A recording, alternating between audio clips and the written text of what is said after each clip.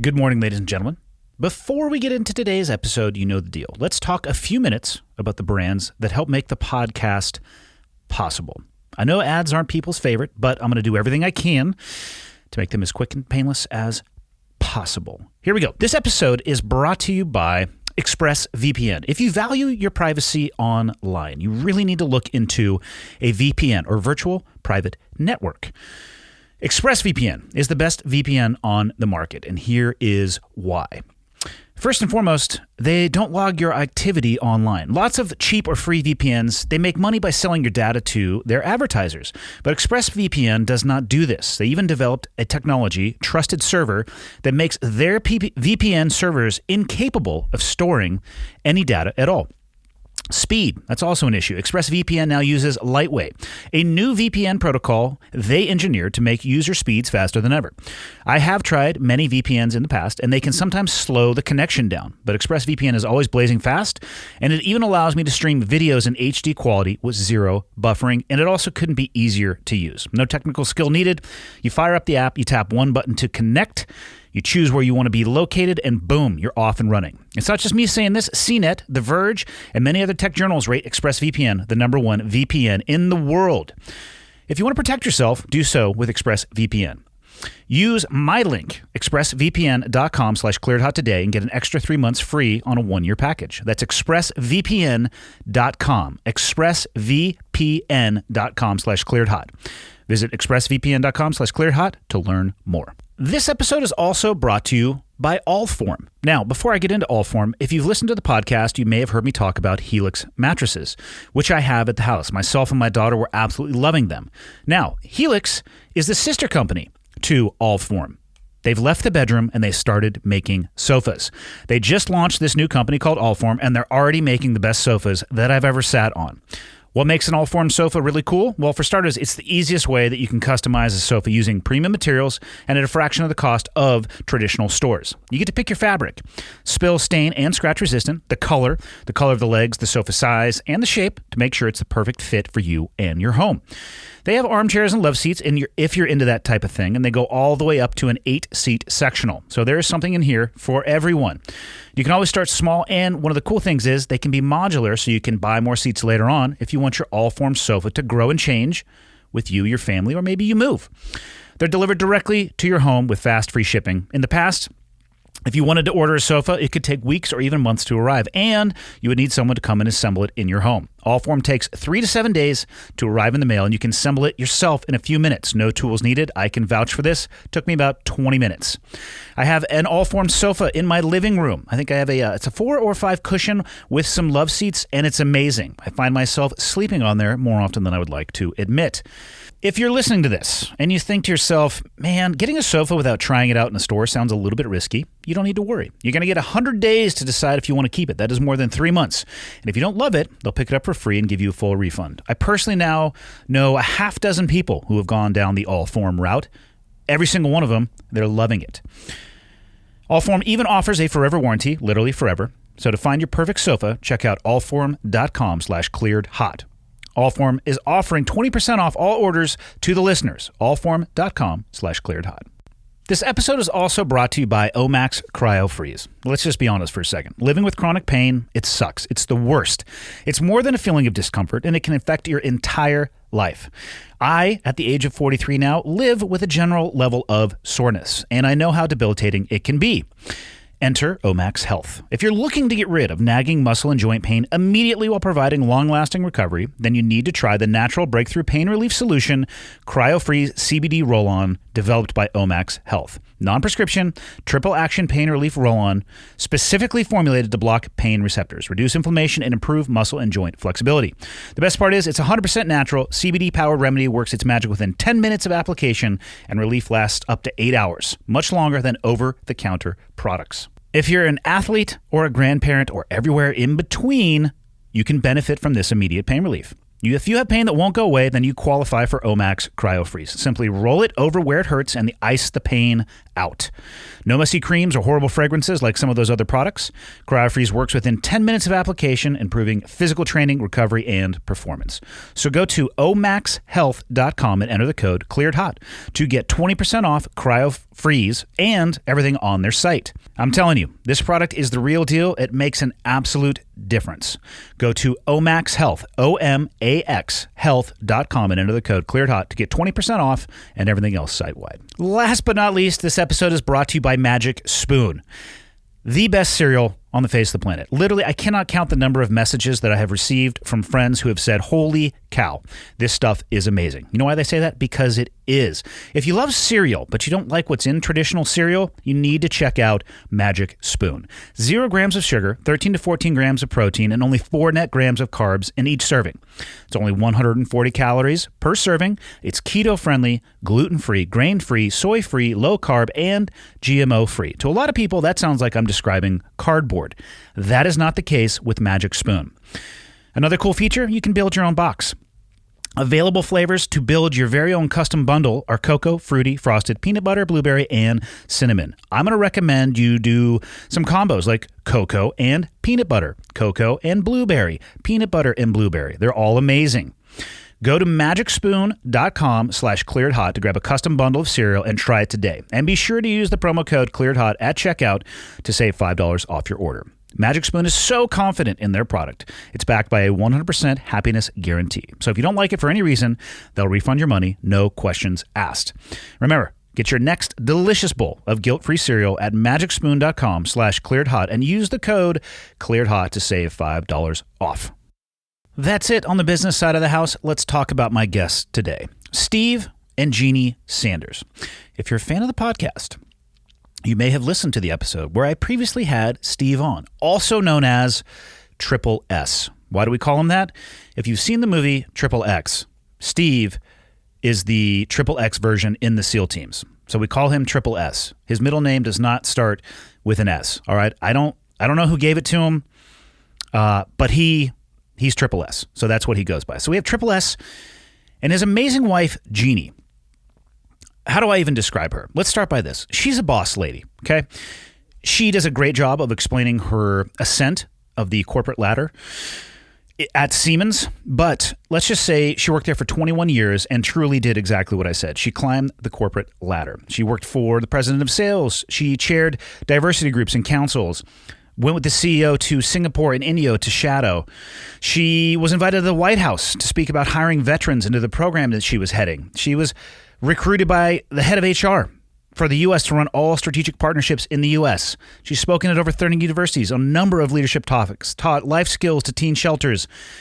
It goes on and on and on.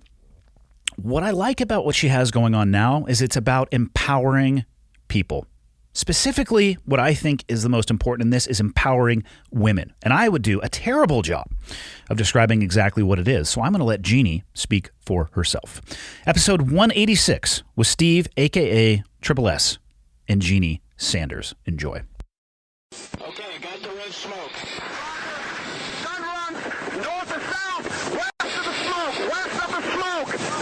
Okay, copy, west of the smoke. I'm looking at danger close now. Come on with it, baby, give it to me, I need it. You're cleared hot. Copy, cleared hot. 100% no. He's going to mess with us. I'm like, I know, 100%. Not us, you. Yeah, Not us, me. you. I'm not going to mess with you guys. It's actually, some of these are tough because you don't know where to start. And with most people, I'd be like, oh, so how'd you guys meet? I'm like, oh, well, fuck, I was there for that. So You were. Right, so you know the But backstory. we were just talking about it on the way over. I'm not sure you know of what happened afterwards. define afterwards. Later that day, week, month, year, because there's a lot of, it's like, That's true. There's a lot of offshoots. Yeah. How yeah. far after? Maybe a week after. A week, 2 weeks after. Do tell. Do you want to start? No, go for it. You can tell the story. You can and you have told the story a lot more than I have. So, Well, it's a great story. Okay, so you were there when Yes. we were doing the skydiving, all the fun stuff. Okay. Steve and I were skydiving. Yes. You guys were passengers. Correct. All right. Yes. We handled the heavy lifting. You guys were trying to kill us. You were touching tips of wingtips. parachutes. Yeah. That's, We have to have fun too. we have to have fun too. I'm trying to think real quickly about the USPA regulations before I make any Oh, yeah. I mean, you weren't doing that. We were within Yeah, USPA regulations. Yeah. At all times on every jump I've ever done, I've been inside of USPA regulations, except when I wasn't. Never. But most of those were on military jumps, which are not governed by the FAA or USPA. Perfect. So get fucked. There you go. Even though I have talked to the regional director of the USPA a few times. All right, babe, go ahead. And there's the coffee. See, that's when I drink coffee.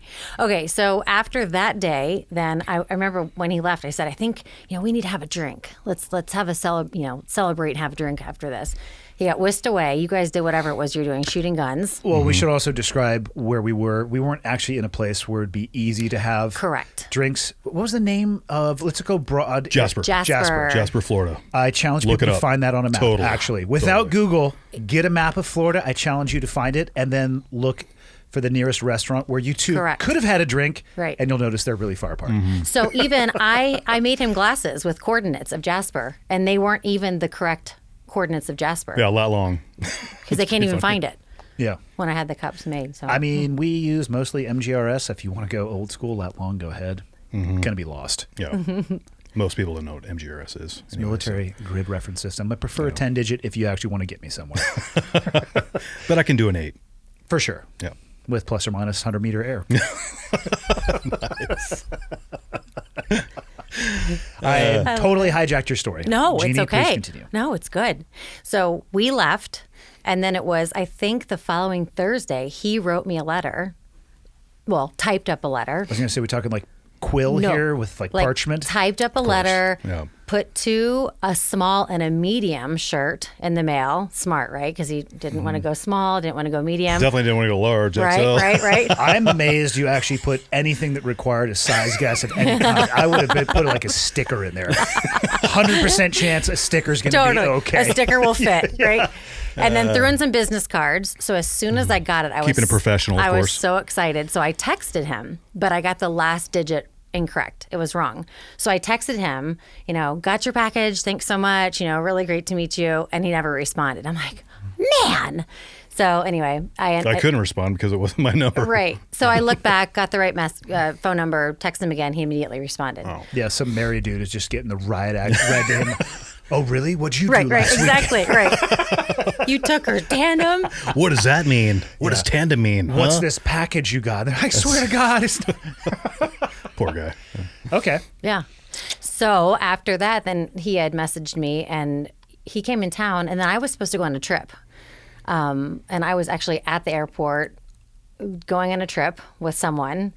And this person I was dating, and it wasn't a good relationship. And I literally said to him at the airport, I don't think I can go with you. I mean, it's not right. I can't go with you. I left in a cab from the airport that night, and I texted him, and I said, I left the airport, and he said, how you doing? I said, I'm all right. What are you doing this weekend? And he was in Florida, and he came to visit.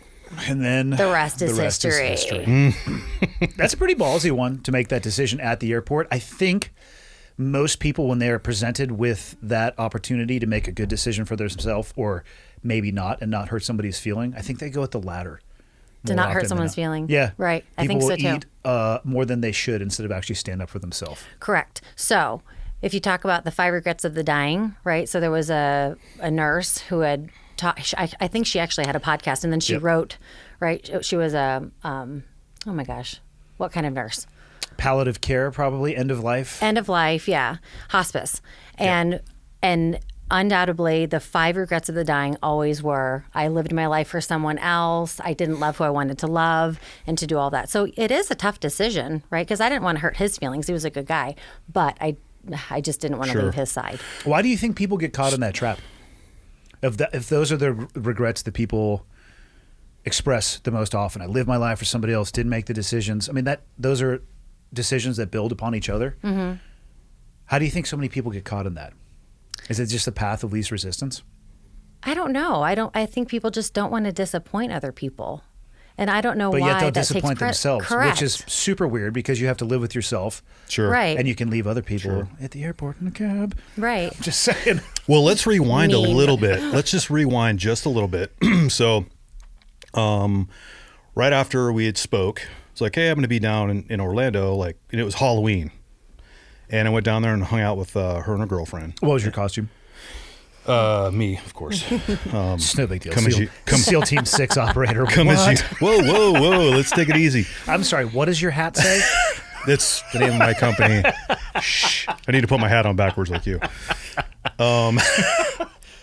So, hung out, and I left and went up to Pensacola for more work. And so More jump stuff? no, actually, we're doing a dive course, Okay. dive stuff up in Pensacola. Same place, though? Yep, same place. So, we were chatting back and forth, and she's like, "Hey, so when am I going to see you again?" And I said, "Well, when you don't have a boyfriend." And she's like, I'm like, Speaking "Hey, of- are you there still?" So yeah, so that was like Monday or something. I don't know what day it was. Anyway, and then lo and behold, she gives me a call. She's like, "Hey, this is what happened." And I was like, "Ah, cool." I'm like, "Right on. What are you doing this weekend?" So, yeah. Yeah, and it sounds bad actually when you say that. That it was reaching out to you, but Well, I mean, I'm gonna take it from the other side, because when I was thinking in my head when Steve said, "Hey," my response was, "When you don't have a boyfriend." I think, again, as most people will live their life for other people, most people, I'd say over 50%, would probably explore both avenues before committing to one. Mm-hmm. So I think it's awesome, so, A, too. that you said that, I and think so, also too. awesome, B, that you took the Made action the that you decision. did. Yeah. It's that's probably more the Band-Aid off up front, but I think we can all agree at this table 100%. that's the best way to go about And it. it was super, like, from my perspective, like the fact that she did what she did. Yeah. You know what I mean? Yeah, I it was says just a like, lot. well, that was very, like, that's cool. That's a, It was a big standard move for move. sure. up front. Yeah, Yeah. for sure. Because I was, 38, 39, yeah. 38? And you guys were living together and the whole deal. Well, and I had moved out, though. I had moved out and gotten a condo because I knew it wasn't right. It was months that I knew it wasn't right. Yeah, but, no. yeah, it was definitely a tough decision, but a great one. Hindsight, looking in the rearview mirror. Yeah. So back to Jasper, because Yes. there's a ton of stuff I want to talk to both you guys about. But this one, I'm curious, but I think it will tie into a lot of the stuff that you're doing professionally now. Why did you? I know what we were told. We were told from a guy we used to work for, "Hey, you guys are doing an event tomorrow, which is going to involve tandems and shooting." It's like, Right. okay, so basically tomorrow is the same day as any other day that ends in Y, because that's what we're doing out here. Exactly, yeah. For you guys, though, wasn't it pitched or at least positioned as some type of leadership event or team building event? What actually brought you out there? I was asked to be the guest speaker for the girls who are participating. And what were they participating for? What was that event actually designed around? I believe young women to empower them, but I think Young college women specifically, Young college yeah. women. I think we were actually there to shoot kind of a reel so that they could pitch that reel to corporate. It was the reel. I Yeah. forgot about that portion. Yeah. Yeah, remember there was actually a few women out there that were actresses. I don't know if you remember. I don't. So I was the person there talking about, what I spoke about was the 3 C's of my business: culture, connector, and courageousness. And what was your business at the time, though? Because obviously it has changed. I didn't have the business. I was working for Siemens. Okay. Yeah. As what role? Then I was I Working for in my Mike. new role working for Mike? So think you I had were. spent 16 years in sales, reporting to the president of sales, and we can talk about that if you want to, but I was doing a lot of HRE type things, running a leadership program, training, all kinds of things. And so they asked me to move over to run a group called Strategic Partnerships in HR. So I had been doing a lot of speaking engagements, so like 30 plus universities across the country. And a mutual friend of ours, Rob, Yep. reached out and said, if you can come and speak at this event. I didn't say anything. Steve, what are you laughing about?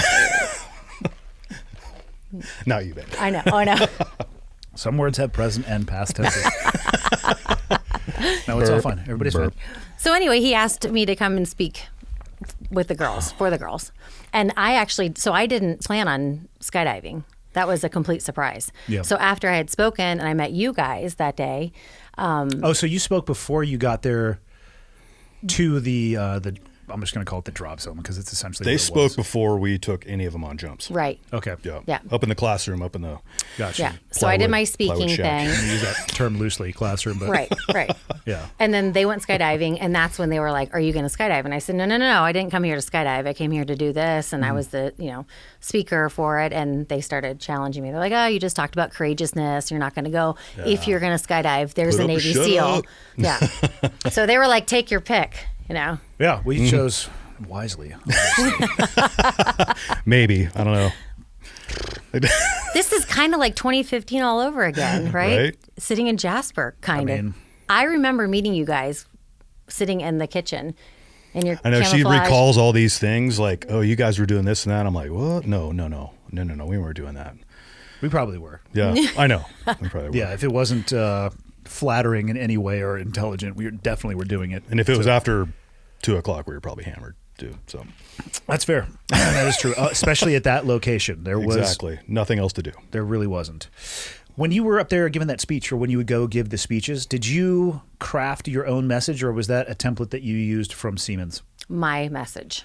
Good. I'm My glad message. that is the case. I used to do quite a bit of public speaking. Then, like this really small non-global thing called COVID kicked in, and I went from having quite a few booked for 2019 and 2020 to a literal and figurative round number of 0.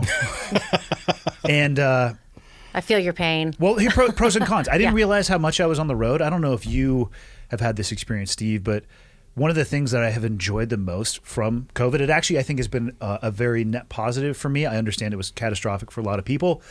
I'm not trying to make a comparison, but it really forced me to realize how much I was on the road and how fucking exhausted I actually was, but didn't realize it. Yeah. And it wasn't necessarily like the work trips that we were doing. It was getting to the work trip. Or Right. when we would fly into Atlanta and drive for my gosh. 7 hours down to Jasper, or then to, Pensacola, Pensacola. all of that stuff. And that was like one of, you put speeches in between that or other projects. I didn't realize how much I was on the road. And now I say no to almost everything because I just want to stay here. Right. Yeah. I don't want to travel as much anymore.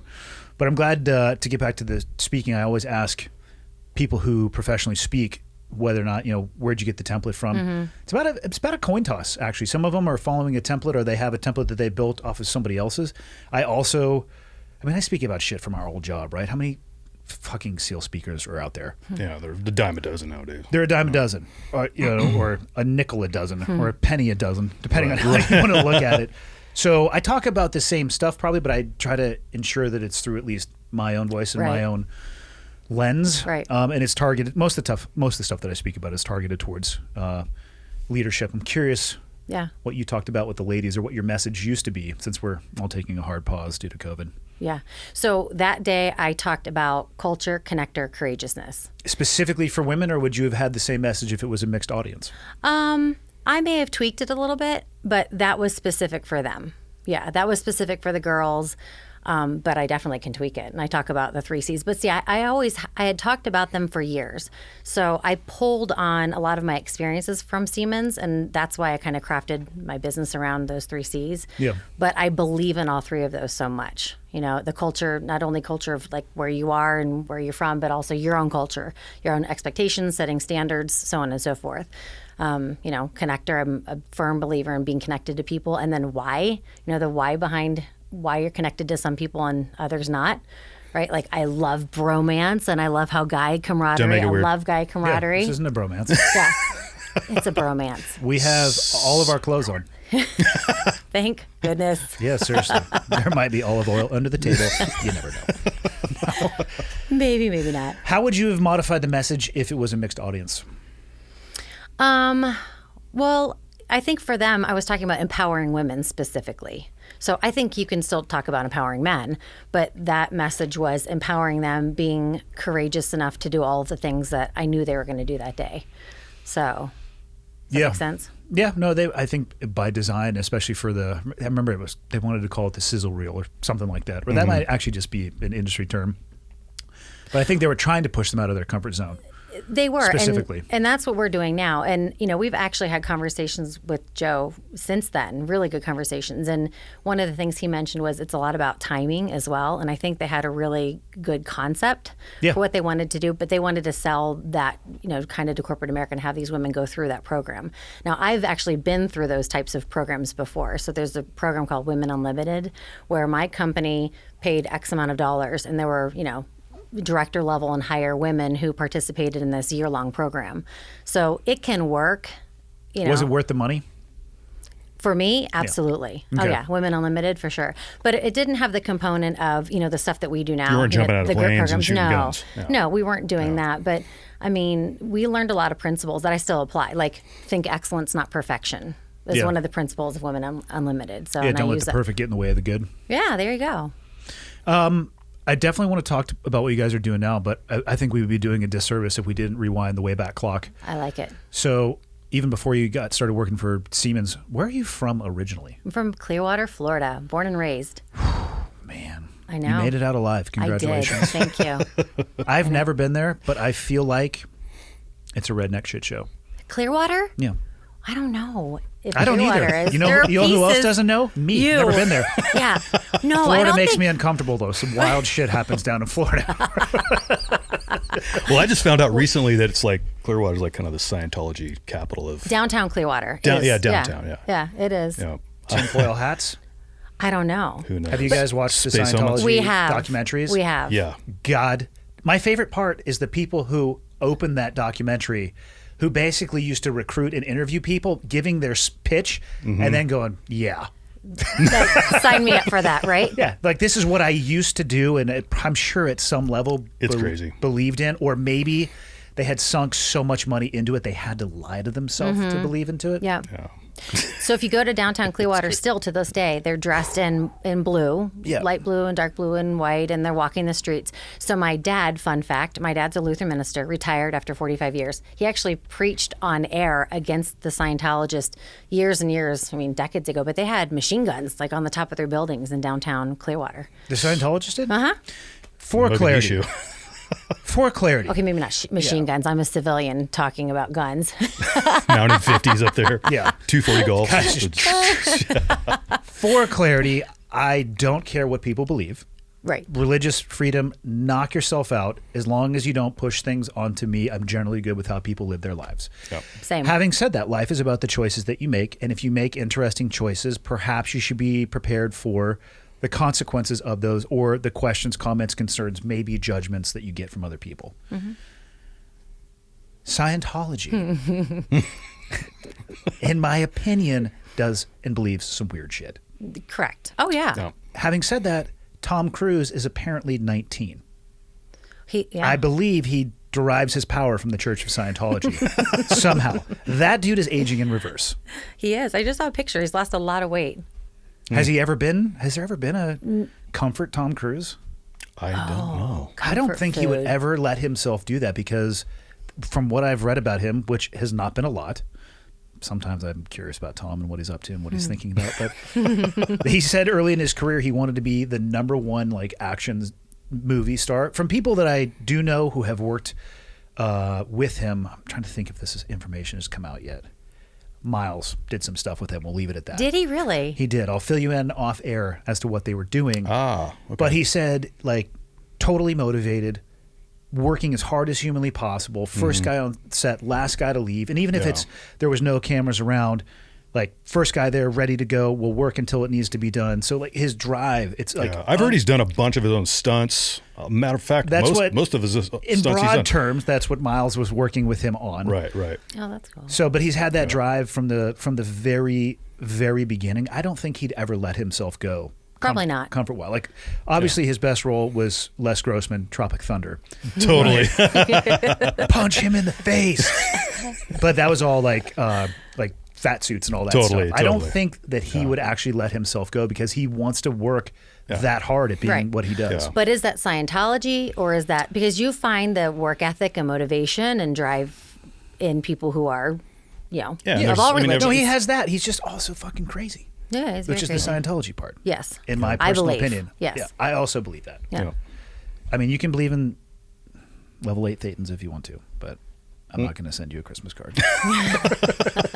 I'm just kidding. And you might be, I don't even know if I know any Scientologists, but if you're nice people and Scientology makes your life better, guess what? I actually will send you a Christmas card because I don't care. If you try to convert me, I might bury a landmine underneath your doorstep. Like I'm not, not that I have We're any not landmines. trying to convert you. Take it to that level. Yeah. No one's converting. No. There's a Scientology center in LA too, isn't there? And I'm all of my knowledge is based off these documentaries. 100%. For clarity. Oh, no. I think it's called Have you Going not seen Clear. it? actually. It is. It's called Going Clear. And all the footage I saw in the documentary is in LA. Okay. It's like isn't it a purple building or some really crazy looking colored building anyway. Yeah. I don't know. I do know that they had them sign, what was it, billion-year contracts? But For the people who were working on the vessel with L. Ron Hubbard, the Commodore. The Commodore's right. vessel. It's like billion-year contracts, wow. which I'm not an expert at identifying red flags, but if you slide a contract across to me that says this is for 1 billion years, we're going to have a little chat about what your view of like long duration things are versus my own. Well, isn't there belief so when they die or whatever, they go and now they're into their second or whatever, they're going to continue to live and forever, right? I'll connect you with Tom's people. They can answer those questions. I have no idea what their actual beliefs are. But not to drag out the whole Scientology thing, but I believe Tom has denounced. No way. I think so. I heard that. Oh gosh, you heard it here first. Heard it No, here there's first. no way. Check it out. Google it. There's no way. No. This is going to be the beauty of the new studio. The Michael, the guy who hooks me up and helps me with editing, I'm going to have him in the room live doing the camera switching because we'll record this. Like I said, it'll come out in 2 weeks because Senor Rigby will be next week. And so he has to go back and watch the conversation and switch the camera angles. He'll be sitting in the room switching it live. But also And Googling. Yes, like Robin from that's cool. Howard Stern and Robin. Wasn't Robin the... That's a weird reference. Most people would say Jamie from Joe Rogan. But I like where your head's at. I know. I went back at, 90s, 80s? Yeah, you did. Yeah. All right, Yeah. so we're in the fuck show / dumpster fire of the world known as Clearwater. All right, this is where you were from. Yes. It's not that I call it that. That's what the Chamber of Commerce has on their cards. Oh, that's nice. Yeah, I think. Okay. Daughter of a Lutheran Minister, yes. How was that growing up? Brothers, sisters? I have an older brother. Yep. He's 14 months older than me. Yep. Lives in Maryland. When you were growing up, what were your aspirations and dreams going forward? Oh my gosh, that's a good question. So to be honest with you, I don't remember when I was a small child of having those like, oh, I want to be a ballerina or honestly, until I started working at Siemens. I feel like so many girls want to be ballerinas or princess or something. You want to talk? So I was a tomboy. I had a woman on the show who was a war. She goes and reports. Haley. Was it Haley? Damn it! If you hadn't my gosh, said that name. sorry. She was just on. I know. I just listened to her. Yeah, so she's a savage. She grew up doing ballet in Australia. Dude, you want to talk about an activity that is gnarly? The effort required. These dreams of wanting to be a ballerina, I don't think people even...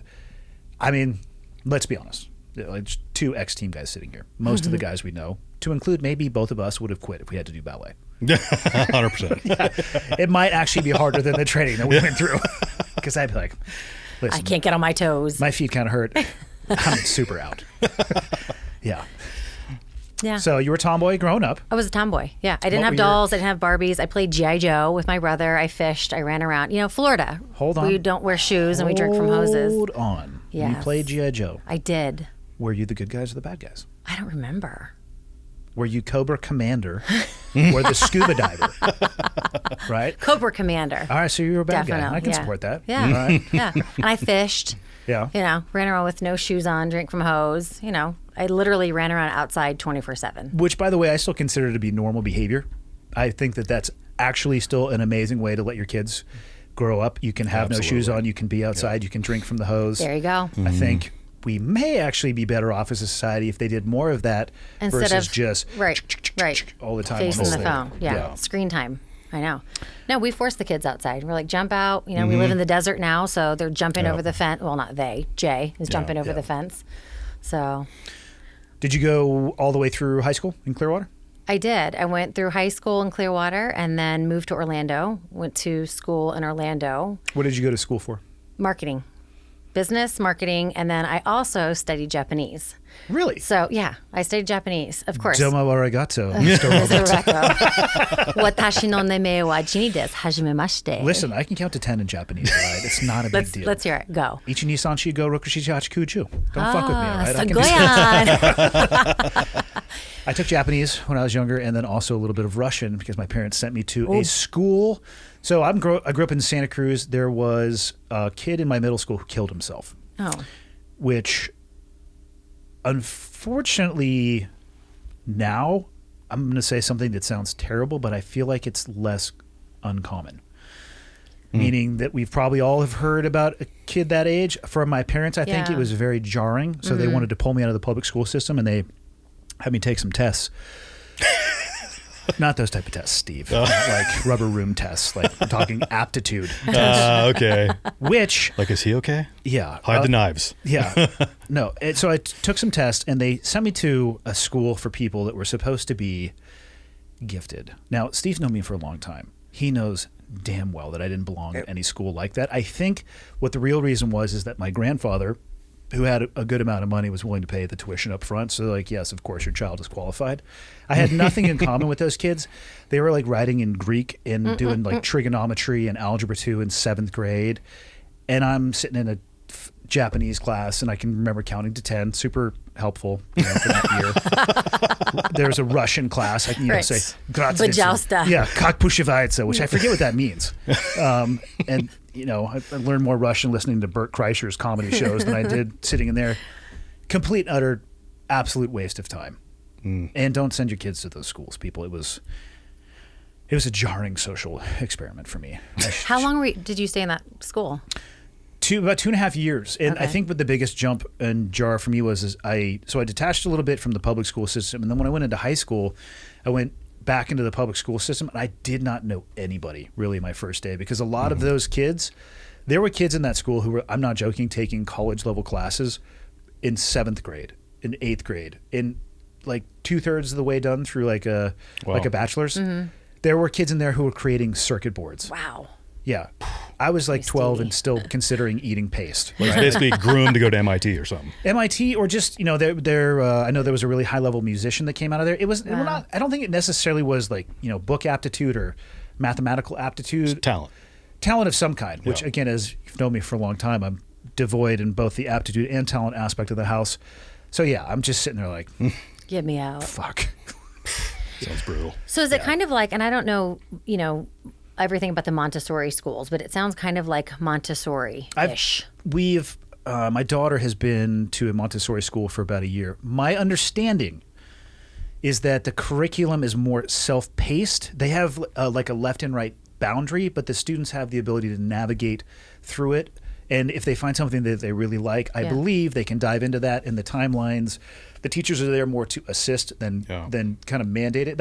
And that's my experience having been a parent, not a student going through it. So it might be slightly incorrect. Yeah, a buddy of mine, his wife was actually a teacher at a Montessori school, and it's just a different teaching style. An approach. From what I understand, exactly. Yeah, it's completely different from public school. Yeah, it's not a set curriculum. It's like you said, there's definitely a lot of room for the kid to, You went to college too, right? No, I didn't. No. Yeah. Okay. So you and I are College of the Military. Exactly. I would just call College it of life. I call it getting glass ceilinged out at 12th grade. That's what happened to me. And they're like, sir, higher education, you don't need it, and also it doesn't need you. Yeah. Hey, there's this organization. It's called the U.S. Navy. You can go ahead and get on it. On it for sure. They're currently accepting applications. Yeah. How'd you decide to focus in business and marketing? How'd you go from Japanese? In Japanese. How'd it go from GI Joes to Japanese? It's funny because here I always tell people, I'm blonde hair, blue eyed in Florida. I'm supposed to learn Spanish. I have no idea why I chose Spanish. I just wanted to be completely different than everybody else. Why would you have to learn Spanish if you were blonde haired and blue eyed? Well, I'm in Florida. It's a good language to speak if you're in Florida. Okay. Yeah, it's a good language to Cuban. speak. Okay. Yeah. Florida or Spanish would have been the Especially language if you're of like choice. on the East Coast, like Miami and. Well, in the all United those States in general, Cali, Southern California, where we used to live, Spanish isn't a language you actually would probably use every single day if you chose to. Yeah. So it'd be much more applicable than Yeah. It makes sense in Florida. Russian. Oh, for Yeah. sure. But I decided, no, I really just wanted to differentiate myself and be completely different, which is kind of how I've lived my life a little bit. Rebel. So, yeah. Rebel. Oh, yeah. Very rebellious. So I took 2 years of Japanese, and then I went to private school in Osaka. And Really? yeah. Did they teach in Japanese? They did. I did reading, writing, and spoken Japanese. I did anthropology of Japan, marketing foreign products in Japan. So we Holy actually, shit. we went and met with business folks and learned how to exchange business cards. And we went to was it the Toyota manufacturing facility? Yeah. And I love that stuff. See, that's the guy in me, right? I love the urban, I love power plants, which is what I did then for 16 years. I love factories, and I'm very industrial engineering mindset, but I was a marketing business major. I like to fix and process and all that stuff. The guy who was teaching the jiu-jitsu seminar this weekend from Santa Cruz, same place I grew up, lives in Korea, teaches Korean literature in Korean Yeah. to Koreans. Wow. Nice. And he's from Santa Cruz. Straight up from Santa Cruz. Wow. It's That's pretty awesome. cool. He found that path, Yep. went to Korea, is married to a Korean woman. They have a daughter together, but it's like, man, you want to talk about a level of commitment? Wow. I am going to teach in the native language of a country that I'm not from, the history of literature to people from this That's country. awesome. Like, get some. Wow. Yeah. That's awesome. Yeah. I wonder they how were- well he's accepted because, as a Korean sitting there listening to. I think in the classroom he is accepted. If I don't want to speak for him, and I'm going to have him on probably next week to do like just a jiu-jitsu Q&A, and I don't know how much he would openly talk about it, but I certainly believe that there is a stigma associated with being an American in Korea. I don't think it probably expresses itself in the classroom when he's teaching. Right. But It's interesting. I think it's fair to say most people don't expect him to be completely fluent in Korean when he's out at dinner, so he might catch a few comments here and Oh, there. sure. Yeah. But it was the same in Japan. Yeah. It was the same. I mean, they saw me and I would speak in Japanese and they would, they're shocked and they follow you and they touch you. I mean, it was, it was my first kind of diverse experience. Steve and I have been dealing with that for years. Can I touch you? Pet your arm. So you get your bachelor's, I'm assuming, or did Yes. you go straight to master's as well? Bachelor's. Too? You seem to me Bachelor's. like you're like, oh, yeah, I just got my bachelor's, master's, and doctorate all at once. Right, It's all no at one big time. deal. Well, Yeah. thanks, Andy. Yeah. No, I never did because I started working then at Siemens when it was Westinghouse. I started working when I was 20. How'd you find that first job? What Was landed you there? Right across the street. Yes. Right across the street from school. Literally, the power generation headquarters were across from UCF. Very convenient. Yeah, my parents had Yeah, said. but hold on, because I Yeah. bet you there was a Subway sandwich across from there too. You know, I mean, there's options. It didn't have to necessarily be. True. So No. what drew you to that one? I had 4 or 5 girlfriends working there. You Fair. know, and I'm Oh, like, there you I'm going to work here and the finish power school. of influence of your social I'm circle. telling you. Yeah. And of course, you don't think you're going to stay with the company for as long. And I was there for 21 years. You know, fast forward 21 years. What was your first job there? I was in purchasing. Yes. And I worked with a guy named Herodis Pie. No, you didn't. That sounds made up. I would make up another name if that was yes, my name. Yeah. I said, well, I'm not calling him his shortened name. So, yeah, no, I was in purchasing. And I did a co-op job, 20 hours a week while I finished school. Yeah. I'm not kidding. You can't make these things up. I know. You cannot actually. That sounds So, fucking made yeah. up, Barry. And then I went through a sales and marketing training program, which then later I started, I managed it. But yeah, and there were, I think, 16 people already part of this program, the training program, and an HR executive who I'm still friends with today. He retired after 45 years with the company. He came and he said, you need to be in sales. So literally walked me across the parking lot. I joined this program and went right into sales. How many women were you working with at that time? Oh my gosh, I was the only female in the sales organization as a salesperson once I became a field sales engineer. How many people made up that organization or that department? 190. So you were one of 190. Yes. There were Fuck. inside sales women, there were admins, but there were no sales women. I Part of have the sales field sales. So I wore a hard hat, steel-toed shoes, crawled around power plants. I'm not sure I was the All the best at time? it. Well, yeah, my customers were utilities. So I was selling large contracts I had Florida Power and Light in Florida. So I did that. But then I came back and, I did that only for 2 or 3 years. And then I ran sales operations. So I moved back and then reported to the president of sales. And then what was the reason or desire to switch over to the HR side of the house? I didn't have the desire. They asked me. So I was running the training program. I was hiring veterans, remember, officers. And I found out later, so we called them junior military officers. And then when I started hiring them, they're like, we don't really refer to ourselves as that. So, but I ran the sales and marketing. Oh, I bet they don't. However, Although they were junior. Well, yeah, because they're younger. Yeah. I mean, you're not getting like an 05, 06 rolling up and they're like, hey, can I get a job? No. Yeah. Depends how hard the times are. True. And how your fit rep looks. And the type of discharge you got. Exactly. Ooh, you're not fired. You just can't work here anymore. For sure. What is this you other use than that a lot. honorable discharge Right. you have on your Well, it's not a dishonorable. Is that good enough for an explanation? So you were specializing in vets. Why were they targeting veteran officers specifically? Were you targeting veteran enlisted personnel, senior enlisted personnel, or just the O's? Gosh, let me think back to the program. I think we were just targeting the officers because of the full-time position that we were offering. Fair. Yeah. And, in the past, and there was a history, the program had been in place since the 70s. It took a hiatus. My boss at the time, president of sales, asked me to reinstate it. And then the company had, I don't know what year this was, but Michelle Obama and Jill Biden were running the special joining forces campaign. So, and they wanted to hire X amount of veterans in however many years, 5 years, whatever. So Siemens was one of the large companies that agreed to hire X amount of veterans. So I said, well, let's bring them in the sales and marketing program. It's a very entrepreneurial position. So we started hiring those folks, and we were recognized, I think, in the Wall Street Journal. And then I was invited to go to the White House, and I brought one of the junior military officers with me. And we were at the White House in the pink room talking about, hiring veterans and all this stuff. And it was that night I was at a dinner in New York, I think, and the head of HR for the U.S. asked me to move over from sales into HR. That's awesome. Yeah. How did those junior officers, and I'm going to continue to refer to them as that, Sure. regardless of their rank, Steve understands Yeah. That's completely why I'm going to do so. Even though this is weird territory for me, because I also was a junior officer. Yes, we were just talking about that. I wasn't a real officer, though. I just had the uniform And the rank. and the rank No. and the pay. More importantly, they the pay. obviously just made a mistake. That's how I knew the military advancement system was completely and utterly broken, was when I read the message and I'm looking, I'm like, that's obviously a typo. Oh shit, that's my name. Wow, they actually made me an officer. Like, so nobody actually read the packages? Okay, like, let's do this. And went over to the exchange and said, Sure. I am now an officer. need uniforms.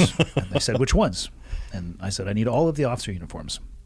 And I don't know what that means, but please help me. And And at the time, you And were you an got them all. E6. I went E6 to 01 Yeah. from That's awesome. 24 hours. Wait, is it that awesome, though, Steve? is Is that it not- awesome? Is it really responsible of the military to have done that for me or to me? No, you were the perfect candidate for it. That's for sure.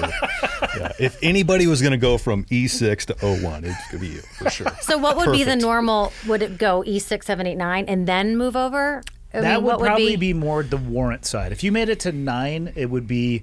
So I got commissioned through the limited duty officer program, which the package, and Steve might know more on the warrant side of the house. The package that I put in was the same pipeline that warrant officers put in for. In my experience, it was people who had made.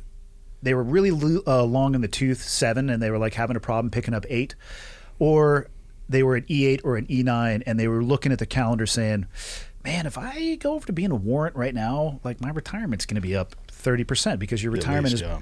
So it was the warrant officer program is a commissioning program, which takes that senior enlisted experience and it makes them a commissioned officer.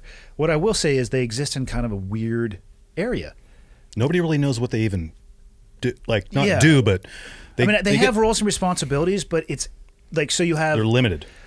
well, that was mine. I was a limited duty Well, officer. warrants are limited too. Like, you really don't know what they're, like, for example, a lot of times they're like the. So they're not line the officers. The training officer. Correct. So warrant officers have a different insignia. Line officers in the Navy, at least, they have the stars on their the sleeve of their dress uniforms.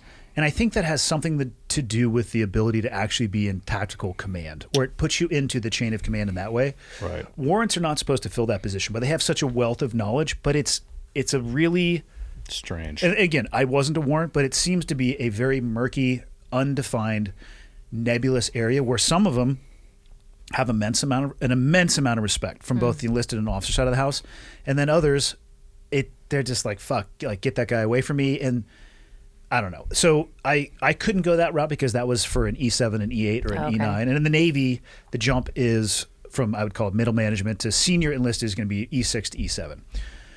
I could not make that jump. So I was stuck at the E6, and I was looking at this program. And for me, it was the LDO, Limited Duty Officer Program. Emphasis on the L for me. I put my package in because I wanted to stay in the military, but actually be able to do something, have a little bit more influence. And Steve can tell you, as you increase in your rank, you do less, with boots on the ground, but you can influence more people because of the position that you're at. So I put this package in, and I got picked up. It was startling. Wow. No college. I mean, it was basically off the merits of my service record, my service record is not impressive by any stretch, especially against my peers. But it was shocking to me. I actually went in and was like, are you guys sure that you want to do this? Because I will fuck all of this up for everybody else behind me. But you didn't. I tried. And then I was sitting with Jocko one time. Oh, it was on his podcast. He asked me, he's like, what rank did you get in the most trouble at? I had to think about it for a minute. I was like, all of them. Every single rank I got in trouble. Substantially. From E1 to hit all the 03. marks. Hit all the marks. Yeah. You got in some trouble. Yeah, I did. A little bit. I don't know many people who haven't gotten in a little bit of trouble. Yeah. Not everybody who gets in, like, I never set out on the path of like, I am just going to go do something so dumb right now that I can't wait to get smashed. I had the right intent. My execution was poor, often. And I am afflicted with a condition of, if you push me into a corner, regardless of who is in the room, I might say some dumb shit. Steve's been there when I've done it a few times, and there's consequences to that. Yeah. Oh, there are. Yeah, I have that condition. Don't we all?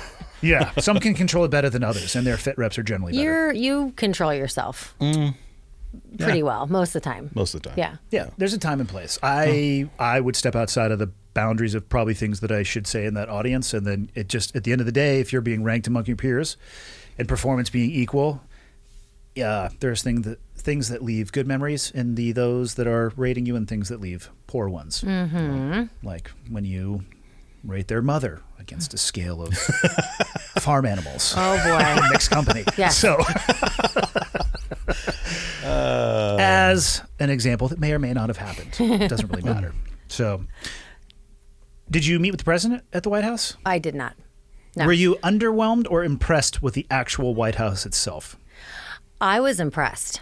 So Damn it, I was underwhelmed when I went. Oh, were you? It was just, I mean, as everything you see on TV, you think it's going to be like 7 city blocks, and it's like a little White House. Yeah. I've never been. Well, and it looks huge on TV. It's not.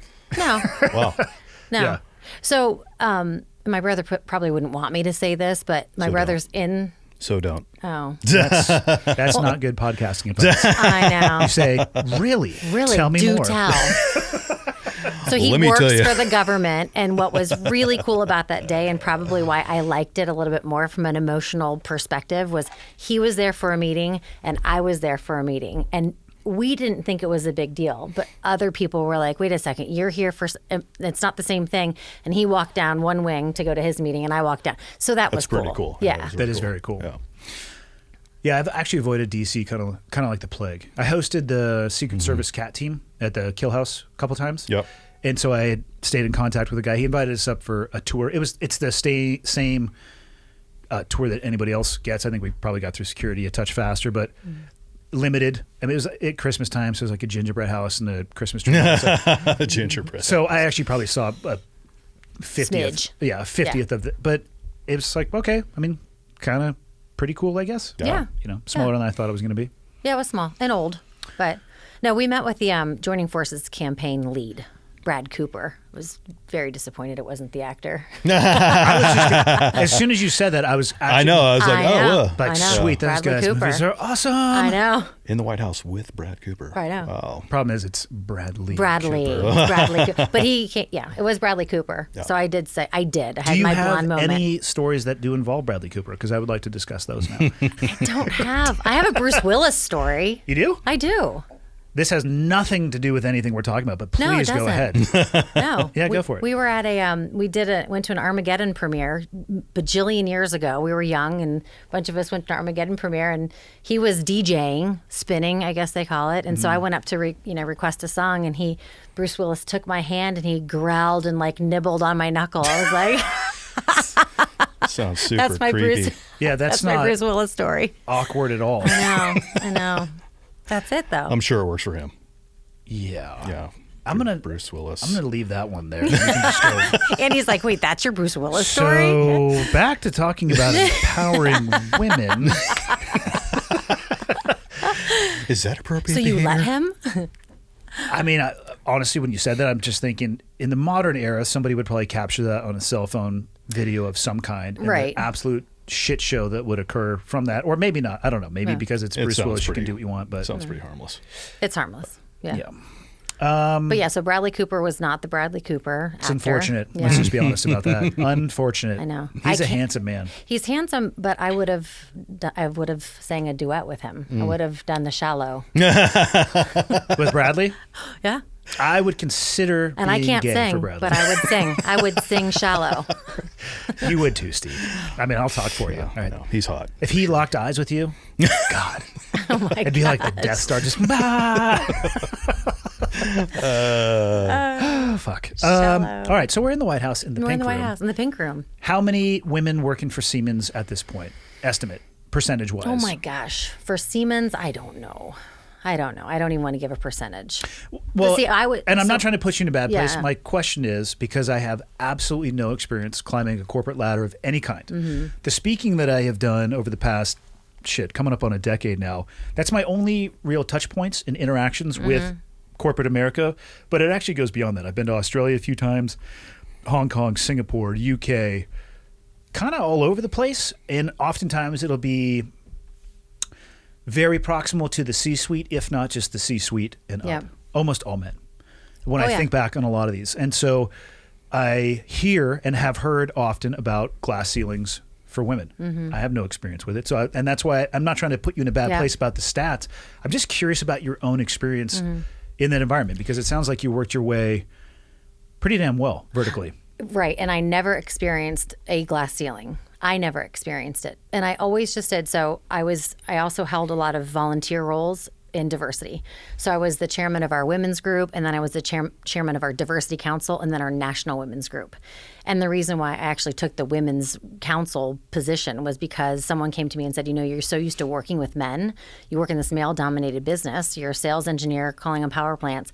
Lead this group and teach the women, help them kind of learn to work in a male-dominated business, share your experiences. So I got involved in diversity, and I also went to Singapore. Did you say Singapore? Yeah. Yeah. Loved it. Beautiful. Have you ever been, Steve? No, never. The airport there is ridiculous. It's beautiful. There's a swimming pool. Like if you want to just take some time off in What? between. Oh, It's yeah. unbelievable. It's a swimming pool. What are you talking about? They have a swimming pool at the airport. Like if you have a really long layover, you could pack a pair of board shorts and go chill outside by the pool. Wow. It's amazing. It's crazy. It's crazy. All of Singapore is. I mean, it's beautiful. But see, I went to Singapore and India. So when I was leading the diversity council, we had won some awards for the company. So I was sent. There was a program called Moment That Fits program. So they're fast tracking international talent. So they sent me over to Singapore and India to shadow one of the CEOs of back then it was the ASEAN cluster. I don't know, a big thing, big deal. So I went over there. India, so I went to Mumbai and then Singapore, and I actually loved Mumbai even better because of the culture of India. It was amazing. The way they treated each other was beautiful. I've never been. Yeah. I have never Wonderful. been at all. The term diversity is used quite often in 2020. I'm curious as to how your old job defined it. Was it diversity meaning if there is a pie in front of you, all slices need to be equal? What did diversity actually, what was the goal of it? The goal for us and for me when I was the chairman, and I'll speak to when I was the chairman because I moved from Women's Resource Group chair to Diversity Council chair. My goal was to make the group of 3,000 employees in Orlando feel like a group of 100 or 200, so to make it inclusive. So it was, I think, very different than what people are talking about now. And I don't know if one's right or wrong, but what we talked about was to try to make, the environment inclusive. Yeah. And so, we had, we would do financing, financing for women, and it was financing for men and women. And then we would spin it. So if it was a group of women, we would talk about, okay, well, women are typically the folks who are, helping take care of their elderly, aging parents. And so, we would do different things like that. So it was more about inclusivity. I think they're both right and wrong in their own way. I think anything can be taken too far. You could be so inclusive to everybody that you actually have no idea who you are as an organization because you're so concerned about all these individual pieces. And you could be so concerned about diversity in that mathematical pie that your performance could just suffer because actually what you're after are those numbers. Like probably somewhere in between. Smarter heads than me need to figure that out, but I don't know. Yeah. I think there's probably a benefit to both. Well, there was a school of thought at one point in time because we ended up having so many different diversity groups. So originally, we had, it was based on gender or, at the, well, I don't want to say the Black Resource Group, but that's what it was called. But now I think they changed it to something else. But we ended up having then a disability group and then a green resource group, for recycling and being green. That actually at one point we said, let's do away with all of the resource groups and just have the council and not focus on all the little groups, but it never well, if you ended up having 50 groups, how are you possibly going to share the focus across those 50? That's a nightmare. Yeah, it's tough. That's tough. But we had... Good. Well, we had a chief diversity officer. She's since retired and she's amazing and we're still friends. But she was a strong female, high ranking, because again, at Siemens, they do now, but we did not have a lot of females in the C-suite level. And she always said, she was very straightforward, she was very down to earth, and she said, just do the things you like to do. I mean, and it's very simple advice and what you're good at, and just keep doing what you're good at.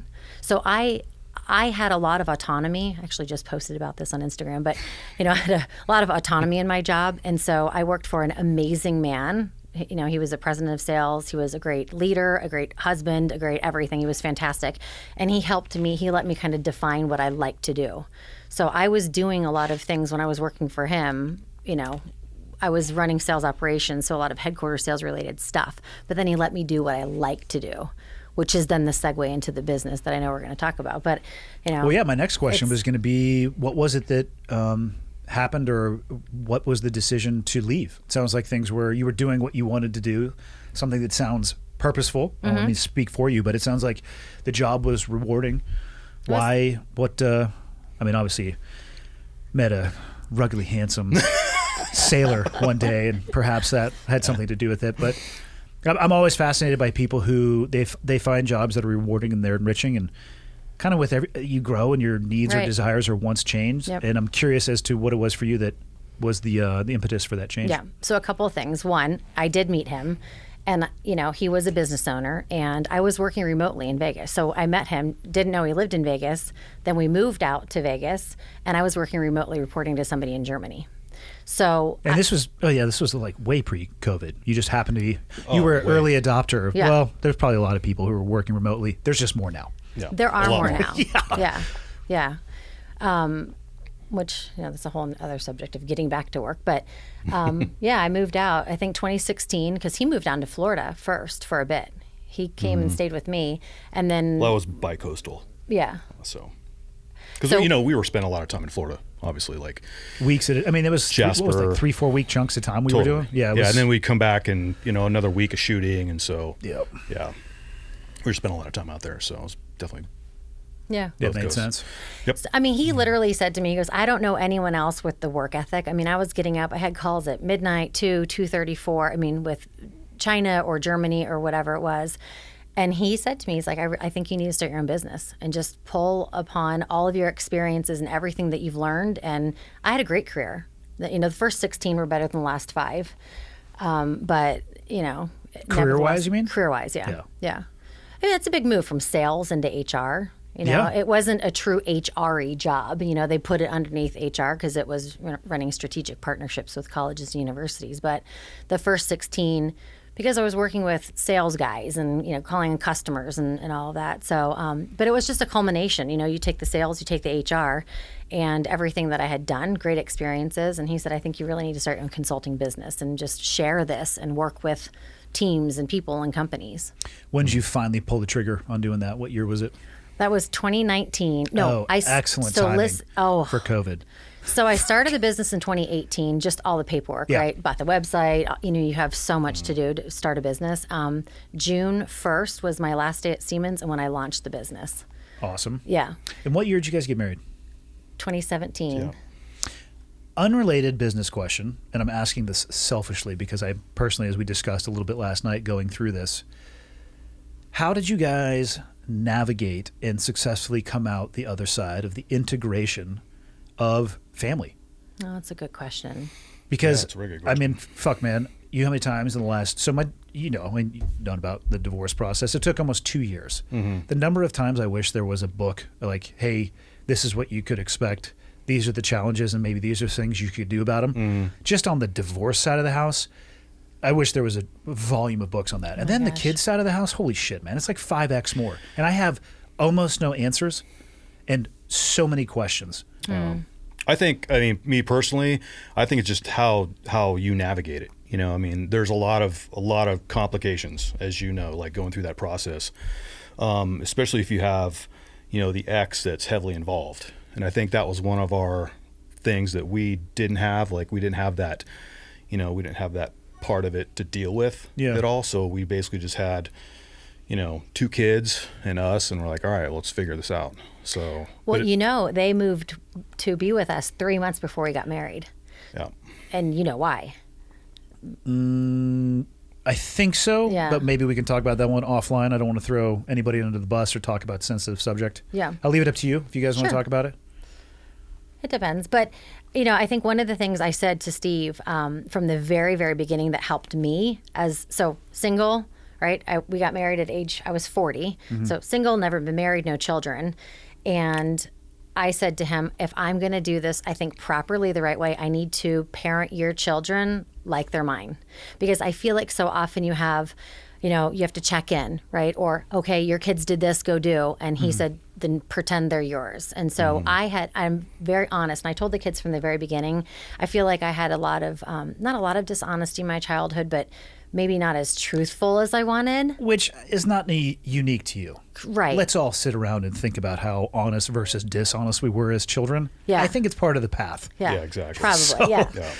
And I said to the kids, so if there's one thing, you know, if we're going to get through this, I want to be as honest as possible. And still to this day, if they ask a question, I give them the honest truth. Yeah. But I parented them as mine without trying to be their mom because they have a biological mother, Yeah. right? So Yeah, so you and that knock down worked. all those boundaries, Yeah. right? Knock down all the boundaries. Like, there's like this weird thing like, hey, can I tell your kids and this and that? And it's Right. like, when she said that, it was perfect. I was like, yeah, totally, go for it. Right. And we sat the kids down, like, this is the way it's going to be. And So I was going to ask that. How did you guys, because there's your aspect, your relationship, and then the kids, they have their own with the brother and sister, obviously, and then a relationship with you. How did you, so you had that conversation with them. How did you guys manage how did you work your way through the first interactions? Like the first time that you met them? Did you have an idea in mind, or did you guys just want to share time?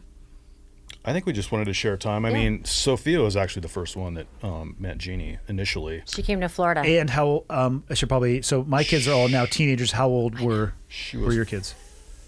well, she's 14? 19. Yeah. Yeah, she was 14. Yeah, she's Okay. 14. Yeah, 14. And Jay was 9. But a mature, very mature 14. Because always has been. At the time, well, just because of her circumstances, living with her mother Yeah. in Virginia Beach, she was, you know, pushed into a corner where she had to be, you know, step up and, like, you know. Sometimes people are forced to be an Yeah. adult far too soon. Yeah, go Like to the what you're grocery saying. store and, Yeah. you know, and manage a lot of the household duties and stuff like that. So, but yeah, she came down to Florida and it was, you know. We took her to a charity event. Yeah. So I was working with the House of Hope in Orlando, so teaching them like a life skills course. It's a place for healing and hurting teens, and so we took her to this charity event. It was our first interaction. little outing. Yeah. So. And then how about for Jay? For Jay, I believe if I remember correctly, he was basically kind of just came out for the summer. Mm-hmm. Like, it was like, hey, we're getting the kids this summer, and they're not going to leave at the end of the summer just because of the circumstances of their mother. Yep. So he was kind of just, kind of thrown in there, if you will. Yeah. I believe that was the first time. It was the summer before. It was. But no, didn't he meet you the summer before that, though, when we were at Ryan's house? Yes. Yeah, okay. Yep. Yeah. And then after that, the following summer is when we were in the house we're in now. And so he was kind of like, all right, here we go. I mean, it was certainly, there was a lot of bumps in the road. That's what I was going to ask. For I mean, sure. how was the integration? And I'd imagine it would be like a sine wave. Good days, bad days. 100%. Try to focus more on the good than the bad. But Yep. Of I mean, course. it was, like anybody with kids. There's good days, bad days. There's ups More bad and than good. downs. No and, big deal. You got to deal with it. They're kids, right? They do kids. They do crazy shit. They say crazy shit. And, it was, I don't know. It was interesting and challenging. do you feel like they are healthier now than they were before? 100%. Oh, yeah. Like 100%. Jay turned into a different kid. He did. What, like a year after, 2 years after? Yeah, he was and like a it's- completely different kid. A totally different kid. I mean, we worked on his diet. His diet literally with just even some of the things he was doing, mannerisms and his behavior, we fix it with diet. Yeah. Truthfully. What'd you guys change? What was he eating before? What's he eating now? Just like he would go in and like Z out like a whole loaf of bread. Bread. He was like, oh yeah. Tell me more. Yeah. I mean, like, hold on. Like cinnamon raisin bread? What are we talking about? No, like just dude, bread. like straight up wheat bread, white bread. He didn't care. He'd just sit there and just Yes. Yeah. Yes. in a Power. sitting? He could. 100%. Yeah, he could. Yeah. He'd probably get through Yeah. half a loaf and then If take I'm a break. being honest, I'm relatively impressed right now.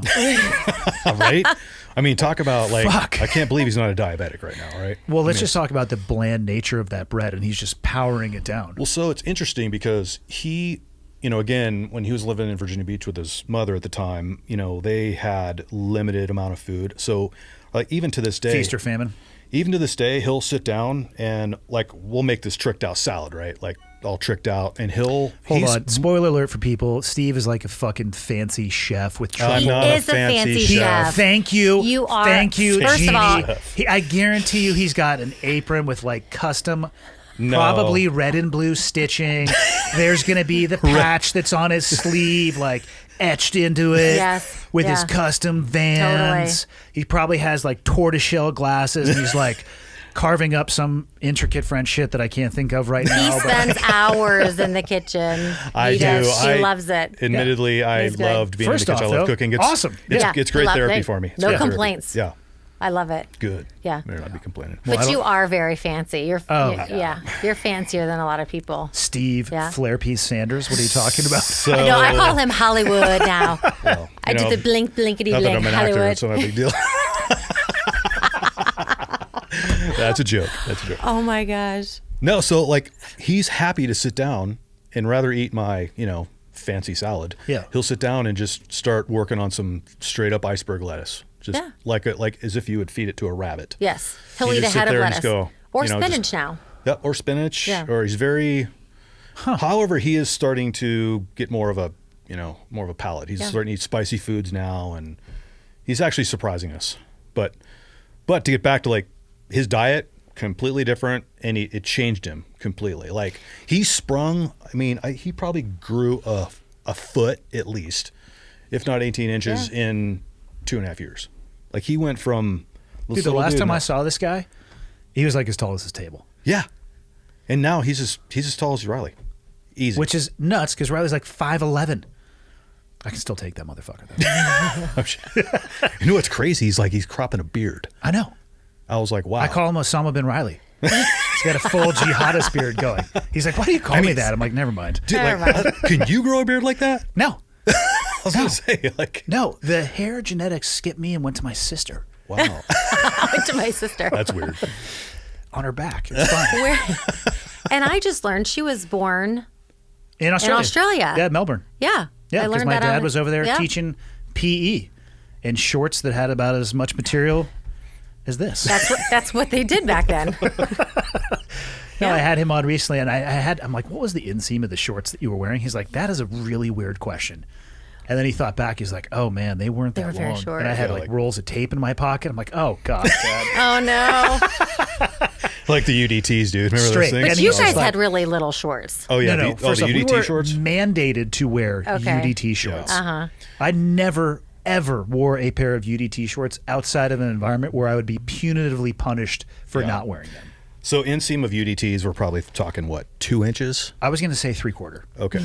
They're Total. like, short. So they ended up banning the UDT short. Of course they did. Because as, women started coming into the SEAL teams in an administrative purpose, guys would be out on the grinder, they're doing PT, doing flutter kicks. Little Ace Ventura. Bumble away at tuna. Your balls are showing. And as soon as you laid on your back with these things, I mean, you just fall out. Like, just everywhere. And so there was a couple, of course, I can't believe they're out there doing that with, their I didn't know. But like, really, it's winter. They were so. And here's the thing. Like, let's look back from a tactical perspective. And a lot of people don't know the SEAL teams were born from the UDT, the underwater demolition teams, in like the 40s, right? World War II. Yeah. Can you think Pre-World War II of a single tactical reason to wear a pair of shorts with a 3/4 inch inseam? No. I can think of only downside. With wearing a, remember the tops we wore in Buds? Like with the beaver tails? So that went up in between. Yep. You might as well have had nothing on your bottom. Like, correct. Because they didn't do anything. No. Other than blend in with your skin because they were tan. I actually believe, and I think you and I might have discussed this, I think they were instituted as a joke by like some senior E9 on the way out who was just like, I'm going to leave my mark on the teams I know. with these shorts. My legacy. Yeah. Yeah, they were so ridiculously unacceptable. And That's you can when you still stop- buy them to this day. That's unfortunate. Yeah. I really feel like you should end up on a list. You should bring them back. No. I think if you search UDT on the internet and buy a pair, you should end up on like a government list somewhere that should bear constant monitoring. Because, god damn, I found some pictures of my Buds class, just jungle boots with cotton socks rolled over 3 times, and just that's right, the roll. just legs for miles. Yeah, that was SEAL Team 3's, like, that was your uniform, right? Jungle boots, And one. UDTs, and a cami top. That's Team 1 too. No Fun Okay. 1. Yeah. Terrible. Good times. Yeah, it's been interesting to see. I'm trying to. 2 of my 3 kids. I mean, you guys have all actually. You both have all met all 3 of my kids. It's been years. Like you said, you walked in yesterday and he's like, "Is that your son?" I was like, "No, it's just a random kid that's hanging out at my house at 11 o'clock." Steve, He might My have been assistant, doing my some assistant. video editing or something. Yeah. I don't know. No, but what's crazy is he's 17 and Sophia just turned 19, and I thought they were just different in age. I thought there was a bigger gap. One of my favorite memories is when you remember this, when the house in Virginia Beach, we had Sophia and Riley. Sophia and Riley had this little bounce house, and it was upstairs, and my ex was At like, Andy's place. my ex was like watching the kids for some reason, and they played so hard. Riley's just like, I'm not tired. It was like they're falling asleep sitting up, but they were having so much fun. Like, that's how long they've known each other, and Steve and I have known each other. Yeah. Man, they must have been what, like 5? Under like 2 and 3. Wow. Yeah, it was early on. But so 2 of my kids, the divorce is final. I've been pretty open about, I'm dating somebody else. I leave the details out of it, and my hard rules are, even on the podcast, like, I'll never discuss the details because the other side of the equation doesn't have a voice and opportunity, and it wouldn't be fair for me to really say anything. Sure. Yeah. It's admirable. So I leave that alone.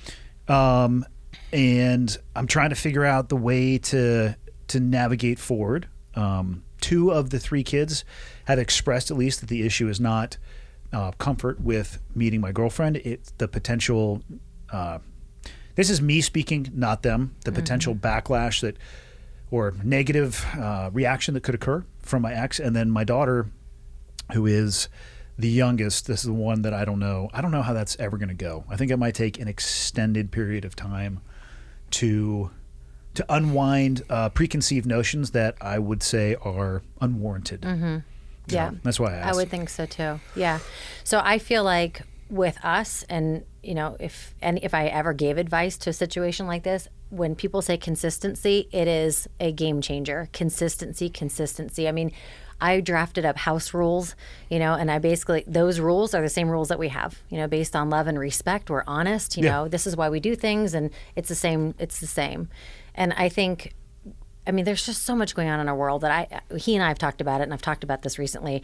Keep it simple. Like, go back to the basics. We've overcomplicated so many things. So for her, keep it simple with your daughter, right? Just keeping it simple. And that's how I treated Sophia and Jay. I didn't overcomplicate. I didn't make it weird. I was just like, I'm Dad's girlfriend. There's an essence for them, I'm sure, that's a little weird to begin with. You don't need to like, oh, hey, is that gasoline? Let me throw a match on that thing. Right. Yeah. Yeah, I expect there'll be some rough paths, but I think the least I can do for my kids moving forward is set for them an opposite example of what I have in the past and show them what a healthy relationship looks like, and that it can be absolutely beautiful. Because that's what actually was one of my biggest fears. I don't know if I talked with you about this, but I thought I was going to ruin my kids' perception of marriage and relationships based off me leaving, because their data point is one. Mm-hmm. Right. And data point of one not even being involved in it. Obviously, we're a family, but it was between their mom and I. Mm-hmm. So that, like, well, that sucks. I don't ever want to do that, and I feel like they'd be missing out on a huge portion of life if they developed that. So, yeah, it's there's another chapter of books I wish that I had. 100%. Yeah, but you had the same experience, right? Your kids our kids saw, you and your ex, and so they're now redefining and they're learning what a loving relationship and healthy family is. So, well, and they have more laps around the sun. Their processing power is improving as well too. In talking with my dad, his constant thing is, take what timeline you want it to be, and let's go ahead and multiply that just a little bit. Like, don't try to force, don't try to compress. Correct. Totally.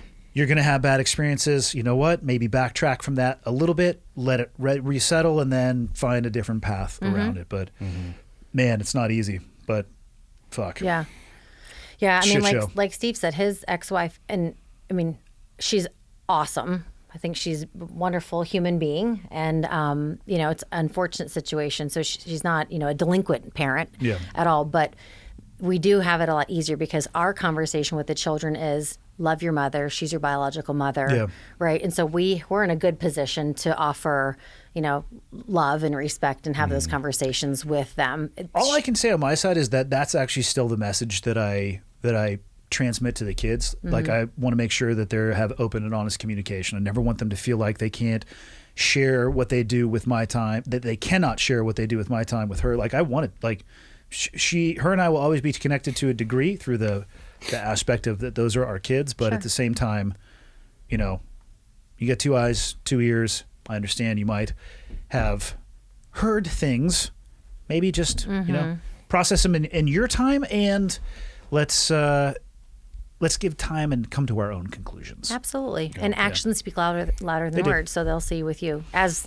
his and the older they get, they get more mature and they start figuring stuff out on their own. Well, they have their own run through of exactly. Imagine how hard it would be to try to understand a relationship absent ever having gone through a relationship. Exactly. Yeah, it's tough. Yeah. So. And I talk about everything. I talk about everything with the kids. He's like, another conversation. And we have family but we talk all the time. We talk. It's all on the table. We talk about stuff. Now's the time. Oh, look, another 6.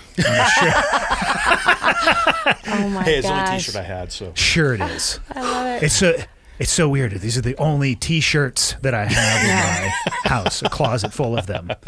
6 Good shooters. God. He lost his belt buckle at the airport. Good. They stole it. It's Was gone. it just a massive VI? Yeah, a big. It was either that or, It was actually Vans. This is my Vans. yeah. Did you etch an I into the V? No. I was going to say it's either that or the goddamn pirate flag. One of the two. Wow. Steve Jeannie Sanders, no big deal. Hollywood. Right. So you decided to get out. Yes. We'll dive out of the parenting boy. realm. Okay. Wanted to do it on your own. You are doing it on your own, Yes. obviously. But what so what are you trying to accomplish, and how are you doing it? So when I launched the business in June of 2019, I'll be honest, I wasn't 100% sure which direction the company was going to go right off the bat. So advice from my husband was just keep doing things, right? Keep moving, and then you can kind of tweak and modify as you go, and you learn as you go. Don't just wait for it to be perfect, right? Just go, move. So I did. And I didn't know if I would, the goal is, I didn't know if I were going to work on leadership seminars or keynotes or training or this GRIT program. And then, Cadillac had reached out in the fall of 2019. And so the GRIT experiences sort of took off. But I wasn't exactly sure which direction it was going to go. And we actually kicked off a pilot that April before I launched. And originally, because GRIT stands for Go Reinvigorate Intrinsic Talents. Mm-hmm.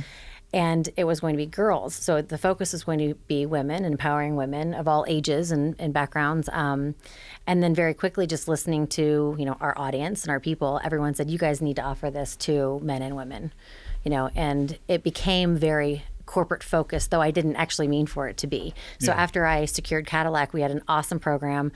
We had very big programs lined up for 2020 before COVID hit. So...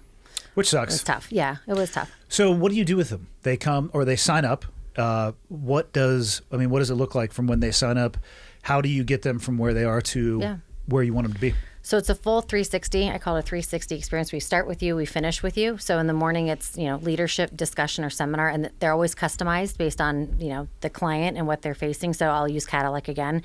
It was Steve and I and another guy, they worked on the safety briefing, but the head of Cadillac for West Coast Division, they had 3 goals for 2020. So we just talked about my 3 C's, culture, connector, courageousness, and then, the 3 goals of Cadillac. And we kind of just did our keynote for 2 hours together. We assigned team leads and accountability partners. So that was kind of like the morning session. So that can be half an hour, 2 hours. It can be really customized depending on what the client wants. Yeah. And then we go out and we do some sort of, intermediate to expert level activity and challenges outside. Do you think that they get more out of the keynote aspect where they're kind of in a receive only mode, or the physical aspect? Physical aspect. That was going to be my suspicion as well. Yeah. That's, I mean, I think even from a learning perspective, I receive it better with the tactile feedback. Oh, hands-on. Mm-hmm. It's experiential learning. And you can bury a lot of lessons in what we would probably consider to be very simple activities, like rappelling. How many fucking lessons can you stuff into? Exactly. Hey, this is how you set a rope, and this is how you rappel, and this is your gear, and that's like, come on, man. Yeah. Let alone shooting. There's a lot to it for sure. All those activities, there's a lot to it. Yeah. And you guys basing most of those out of Vegas? Vegas, yes. We had some opportunities in 2020 again that were put on hold that were potentially Los Angeles, San Francisco, San Antonio even. We've got an opportunity in Florida, so we can take it outside. And we actually now have an opportunity over in Cairo. So that should be interesting. Have you seen some of the pictures of the guys who are, I guess now they jump with the pyramids in the background? Oh, yeah, the Red Bull Air Force guys? Those guys, and I guess now it's not an uncommon thing. I think it's the Egyptian military actually is offering, I think it's C-130 loads. Oh, really? Yeah, and you bomb out. To civilians? I'm pretty sure. Wow. I say that based off of pictures I've seen in Parachutist magazine. Okay. Yeah, I've seen a handful of them, but I didn't know it was like they were offering it as a... Yeah, so take your rig is what I'm saying. Yeah. Oh, boy. That wouldn't suck. I mean, that's kind of a bucket list one. I'd go for that. Yeah. I would like to rip a wingsuit over Come the top over of those with things. us. Yeah. To Cairo? Yeah. Keep it under advisement. Yeah. Consider it. We can talk offline. Yeah, I was going to say, I don't know what the hell I would be doing. Yeah. What's been the most empowering women? Mm-hmm. Couldn't be more for it.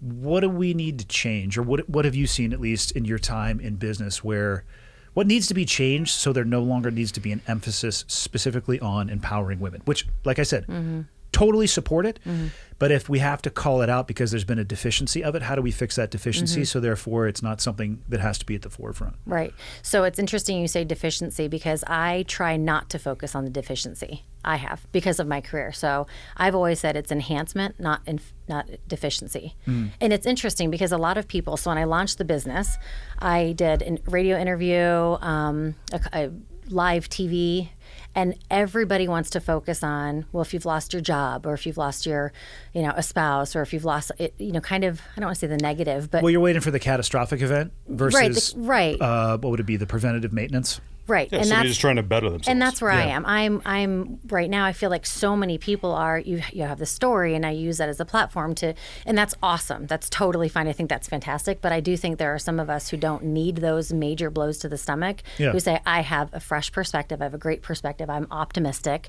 Let's rally around and give you a great experience. I mean, that's really what it is. So I think that's why I changed it from just women to opening up to everyone, because I didn't want to just focus on that. I'm all about empowering, but people. I mean, really, I want people to live their best lives in corporate America as a business owner, personal life. So I think all of this is beneficial for all of that. Yeah, I agree. I don't advise people to wait until things get catastrophic to take action. Right. People will ask me about like counseling and mental health as if I'm an expert on it. I'm not. I'm very honest that it has helped me. But people will ask me, well, when should I start? I got an email recently from a guy who's been a paramedic for like 4 months. He's like, yeah, I've seen some really gnarly stuff, but I haven't seen as much as my peers. So when should I start going and seeking counseling? Do I need to wait until I have, a meltdown or issues? It's like, why would you do that? No. Just, layer on some protective measures and let a professional get under the hood and look around with the flashlight. Right. No shame. Yeah. Yeah. There should be no shame or Absolutely stigmatism. not. No. Stigma, not stigmatism. I think that's something that goes on your eye. Yeah, that's astigmatism.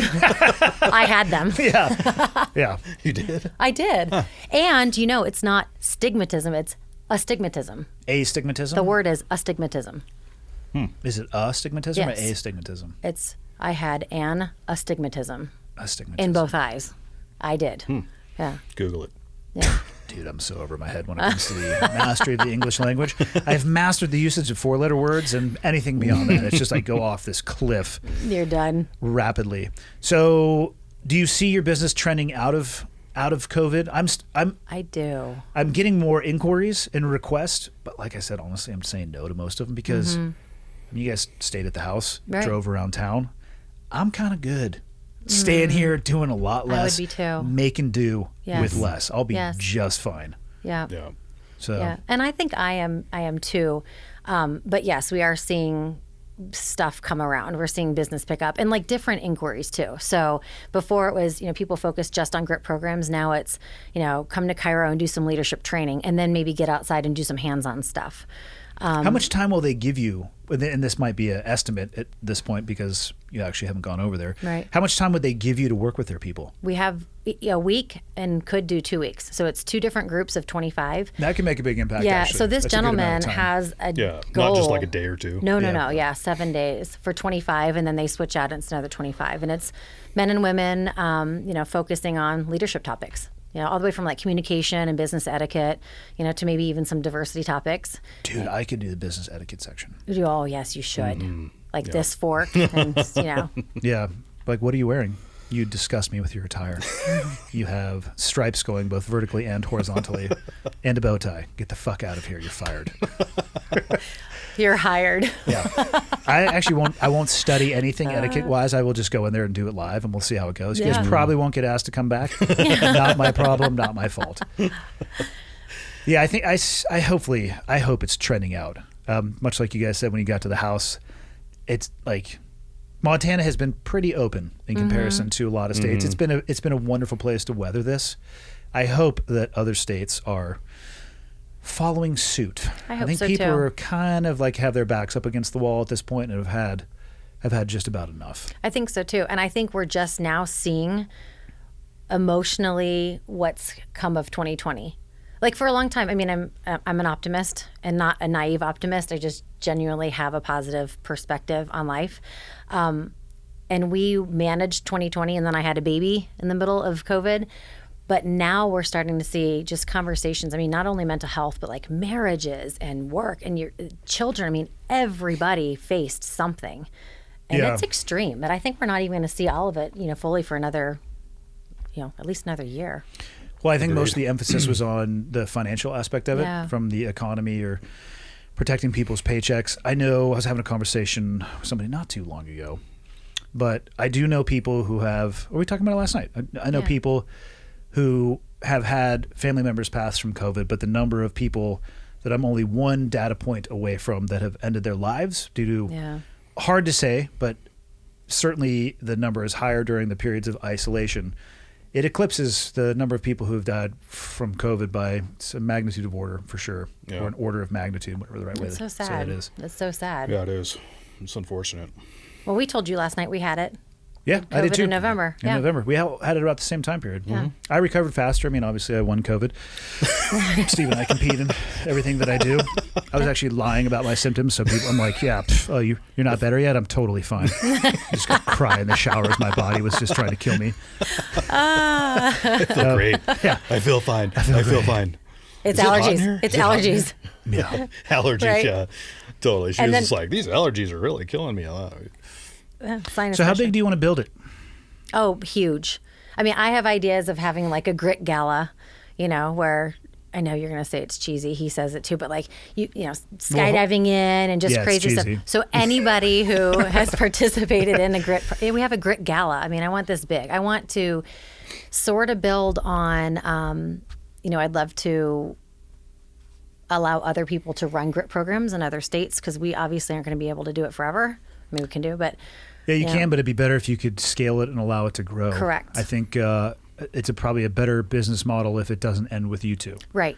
Like the podcast, what we're doing right now is an interesting medium. I can't pass this on to anybody. Yeah. So I can enjoy doing this. I can involve as many people as I want to try to get conversations with people, but I can't hand it off. So it's scale is tough. Right. Yeah. Replicability is tough, and that works for this medium. But for what you're talking about, the number of people that you would want to touch, it's not going to happen with just the two of you. Yeah. I mean, you could be at the very, very top. Yeah. No, we want to do certifications. Raking in that pyramid scheme money. That's where you got to be, is at the beginning. Oh, boy. Not saying that you guys are at a pyramid scheme at all. I'm just saying be at the top of the pyramid. Yeah. No, but if you build certifications, right, and then, we'd love to do that. I mean, I get asked all the time, are you guys going to do a kids program? And what about teens? What about mother and daughter? What about families? I mean, there's just... Oh, it'll go on and on and on as it grows and people getting eyeballs on it, as there's success that comes from it. Yeah, those are going to be never ending questions. And I think regardless, I don't know, and you chime in from the experiences you've been involved with, but regardless of the activity, or even like what you did with Under Armour. No. I mean, it's regardless of the experience, people always come out with positive feedback all the time, 100%. Yeah. It might not be right away, but it could be 3 days, 3 months, whatever it is. But there's something to bringing people together, obviously, and overcoming obstacles, pushing your limits, pushing your boundaries, and overcoming obstacles. Getting uncomfortable. Yeah, getting uncomfortable. Do you like taking your military experience and, I guess it would be, opening the door for other people, for them to see their own potential, experience stuff like this? Because I forgot about the Patagonia thing you did. Red Bull made a series out of that, right? No, it was a series. Show. It was just one. It was just a show. Project Archeron. It was a one-show series. Yeah. Is that a series? It was a series. Just a series. Serious. Okay. It was serious. I don't know if I would exactly say like taking my military experience, but I think the knowledge that you gained throughout your military career. Sure. And we pass that on in a very, very little way. I think Simple. The biggest thing is maybe our backgrounds, like myself and the guys we bring in, the client knowing like who we are and what we're actually doing, because we do stuff. It's very simple. We're not doing anything crazy or extreme or anything like that, but yet. And it also depends on the client. Like, yeah, for sure. Like Jeannie said, like we have people that from all different flavors. So, And the numbers are going to matter too. Like you're not going to do anything extreme with 50 people. Exactly. You take 2 or 3, you could probably get pretty far out there on the razor blade. Absolutely. Oh, for sure. I mean, we've had, groups as far, 4 women, and we get to do all kind of stuff, talking them out of the plane and shooting and, out in the desert. But, our biggest group, which was Cadillac, we had 24 people, and it's challenging to manage that kind of a group and put them through an experience where everybody can get the, experience it and get the individual, feel engaged and involved the entire time. Exactly. With us, like the engagement with, Jeannie and I and whoever else we bring in. So that's the challenge. And, but yeah, we pass on some stuff, occasionally cool guy story or whatever. Yeah. I don't think it's the story. Like I said, I phrased it improperly. It's the knowledge, whether it be the environmental knowledge or movement over terrain or how to pack a backpack, or, like that stuff. Yeah, super basic. Because stuff. again, though, you can pack like the Project Archeron. I mean, you guys could have done it better. You neither killed or broke anybody, right? You could have done both, right? Oh, we broke 2 guys. No. You soft broke 2 guys. You could hard break There were 2 some motherfuckers. tears. There were some tears on the series. Tears is nothing more than motivation for the soul. Oh, there you go. Perfect. Well said. Yeah. But there's so many lessons that you can stuff in that. I do agree with you. The background, it'll open the door and it gets people to pay attention. And it's amazing to me. Mm-hmm.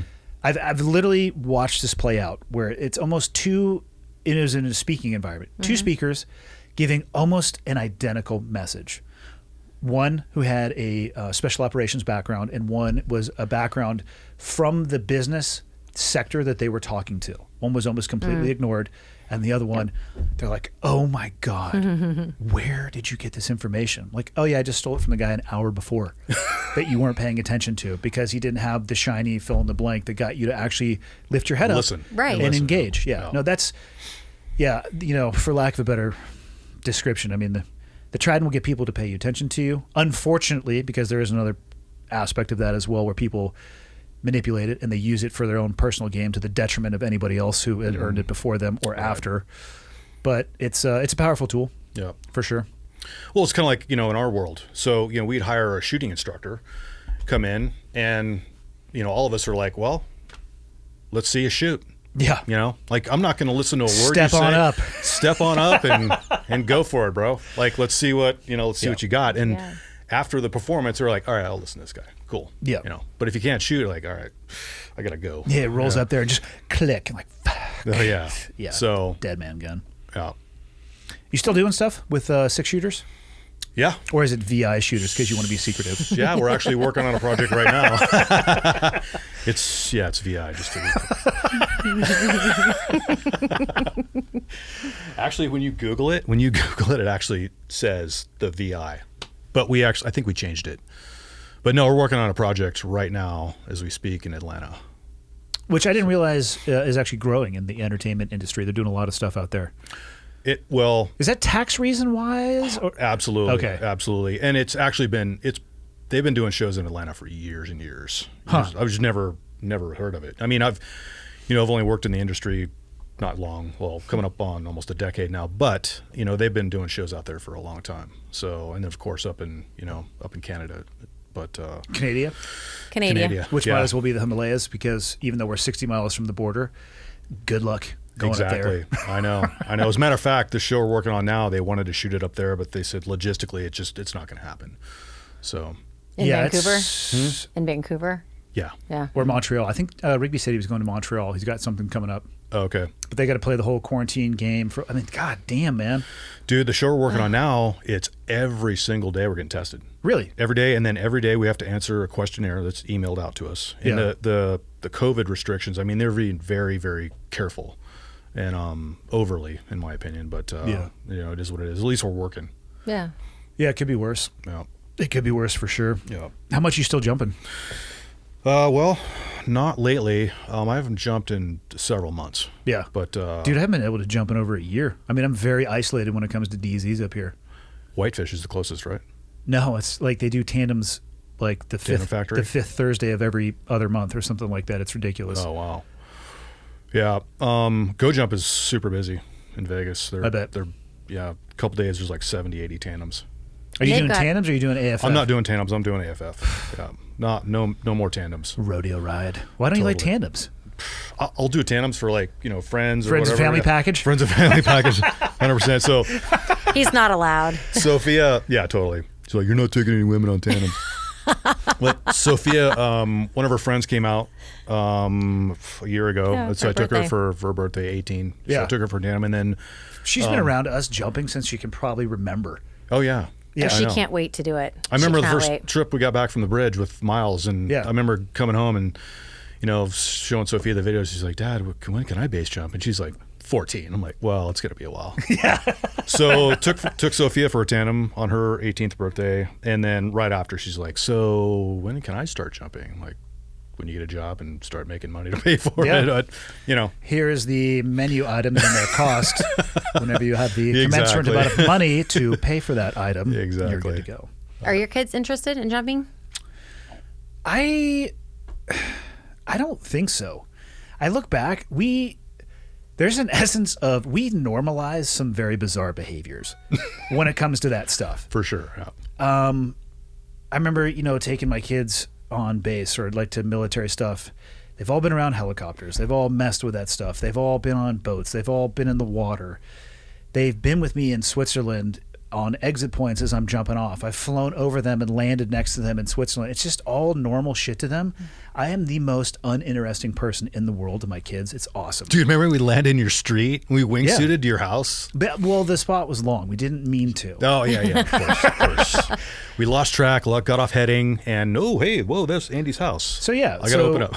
Sometimes you need to have a primary, secondary, and tertiary plan. We were forced into our tertiary plan, which we landed right in front of the house, and my kids are just like, Ironically. whatever. Nah, dude, they were pumped. They were pumped for yeah. like 5 minutes, and they're like, "Hey, are we done with the mandatory excitement time? Let's go inside."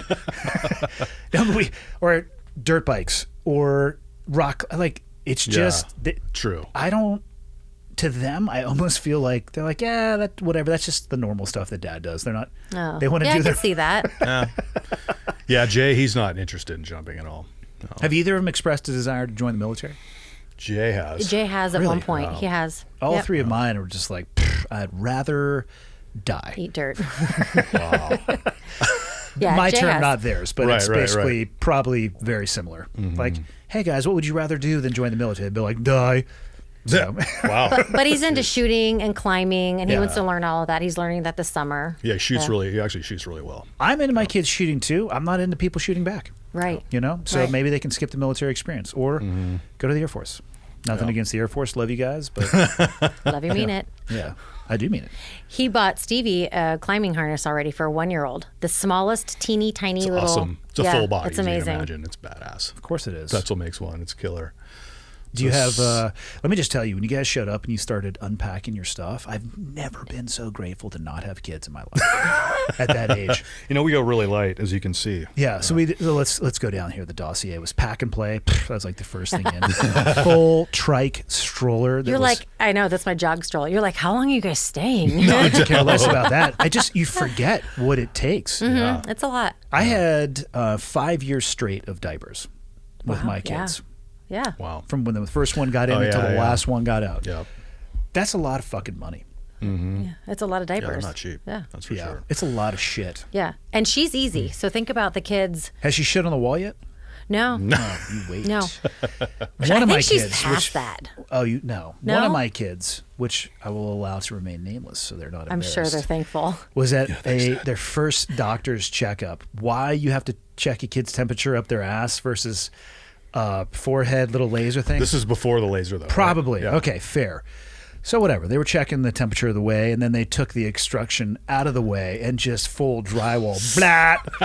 And I'm talking the wall that was next to his leg, and then also the one that was in the crosshairs. Just full Jackson Pollock on the wall. Oh, no. I'm like, hey, are Are we done good? here? Because I feel like this appointment is over, Oh, my and gosh. somebody other than me has the responsibility to clean that up. Well, that's why they have that paper on the. Oh, the bench, he right? cleared the paper. Yeah. Oh. It went right to the The wall. paper actually might have been the cleanest section. No, dude, he was like the wall that was in That's like disgusting. if he was laying on his back looking between his legs, it was covered in shit. Probably like 30 psi, I'd say it came out of there. It was Oh, you said he, so that narrows it down to 2. coin toss. I didn't give a name. I didn't give a name. I can't be narrows held it down. responsible That's for right, that. dear boys. No, we haven't experienced that. No. I Give it hope we're time. past it. Thank God. She's 11 months old. Yes. Yeah, you can. Maybe. Yeah. How does it feel being a parent later in life? Having you got a 19-year-old and a 14-year-old. It's awesome actually. I've had this conversation a couple times with buddies of mine, but being almost 52 now, I mean, it Are does, you that old? Yeah, Dude, you're gonna die so soon. I know. Of I told old Jeannie, age. I was like, I could probably get another good 10 years, and then I'm like, this wasn't on the dating resume. You was gonna can't say die in 6. 10 years. I was gonna say 6 years. but- okay. Well, that's probably a little bit more accurate. No, but it actually makes me feel younger. Believe it Yeah. or not. I mean, you're handling a Yes. 11-month-old, that she is now, and it does. It definitely keeps you busy. Not that I wasn't busy before, but it's a different kind of busy, as you know. Well, you're at a different phase in your life, though, too. Yeah. And you have 2 kids. I mean, obviously your daughter, she's off almost on her way to college at this point, right? She's finished up her freshman year. That's what I'm saying, right? So her wings are by every stretch spreading. Yeah. Jay's not that far behind. I mean, I look at Riley. He's 4 months from being 18. Yeah. Tyler is 2 months from being 16. Julia just turned 13. But also, it seems like yesterday that Riley and Sophia were sitting there what like the everyone bounce says. house. I know, it's crazy. So in a blink of an eye, Riley will be off in the same place that Sophia is at their station in life. Yeah. Tyler is a junior in high school this next year, and Julia's going into 8th grade. I actually struggle to imagine what it would be like to restart that calculator with a new child. I mean, it's cool because I didn't have the time, deploying and training and all that especially when Sophia was born, and then Jay as well. So I never spent the kind of time that I spend with Stevie now. It's pretty cool. And so he's getting really firsts. Like, a lot of firsts. Sonograms and all of this stuff. He never experienced. Other kids. yeah. Which I learned while we were going through it. Because she's asking me, she's like, "Is this normal?" I'm like, "I don't know." I know. First of all, I don't remember seeing it, and I don't remember. Yeah. That was a long time ago. So Yeah. Well, we were talking like Monsters, Inc., for example. I'm like, isn't it crazy? It was Sophia's favorite movie 19 years ago, and it's Stevie's favorite now. Yeah, that's Really? my favorite. Yeah. Yeah, it's Monsters, bizarre. Inc. Yeah. But yeah. Play Spirit for What? the horse movie, Spirit. I don't think I've seen it. Ever. I haven't either. Are you never really heard of it. living life if you haven't seen the movie Spirit? Apparently not. Clearly. It was Tyler's favorite. Spirit. I would wake up in the middle of the fucking night at the house and be like, is somebody watching TV? Or is a horse in my Tyler feeling? would get out of bed and go turn Spirit on Wow. and just sit there and look and just like, hey, dude, Wow. hey, it's 4 in the morning. Get the fuck back in bed. What are you doing? Hey, Spirit. It's like Jay and the Sound of Music. So Jay was like that. Funny. Jay was like that with Titanic, the movie Titanic. And I'm DiCaprio? I'm talking. He was Yes. 3 or 4, and So we took him a long time. When we first moved to San Diego, we took him to a Titanic exhibit downtown. And my grandma's in town, and so we took her through there. And I'm thinking he's going to be begging to get out of here. I couldn't. Fascinated? Trying to drag him out of there. And after that, he was just watched the Titanic movie. He was infatuated with it. It was crazy. For like years and years. He would draw pictures of the Titanic, and his like kindergarten teacher was like, your kid just drew this ship and it's breaking in half and sinking. What's the problem? I'm like, he just loves Titanic. It's like, oh, okay, No cool. problem. He doesn't have, Sir. We'd like to have you talk to our school resource officer. Exactly. Yeah. God. I know we had plenty of those talks. 5th grade. Oh yeah. How's it feel being a mom for the first time? I love it. What's your favorite part?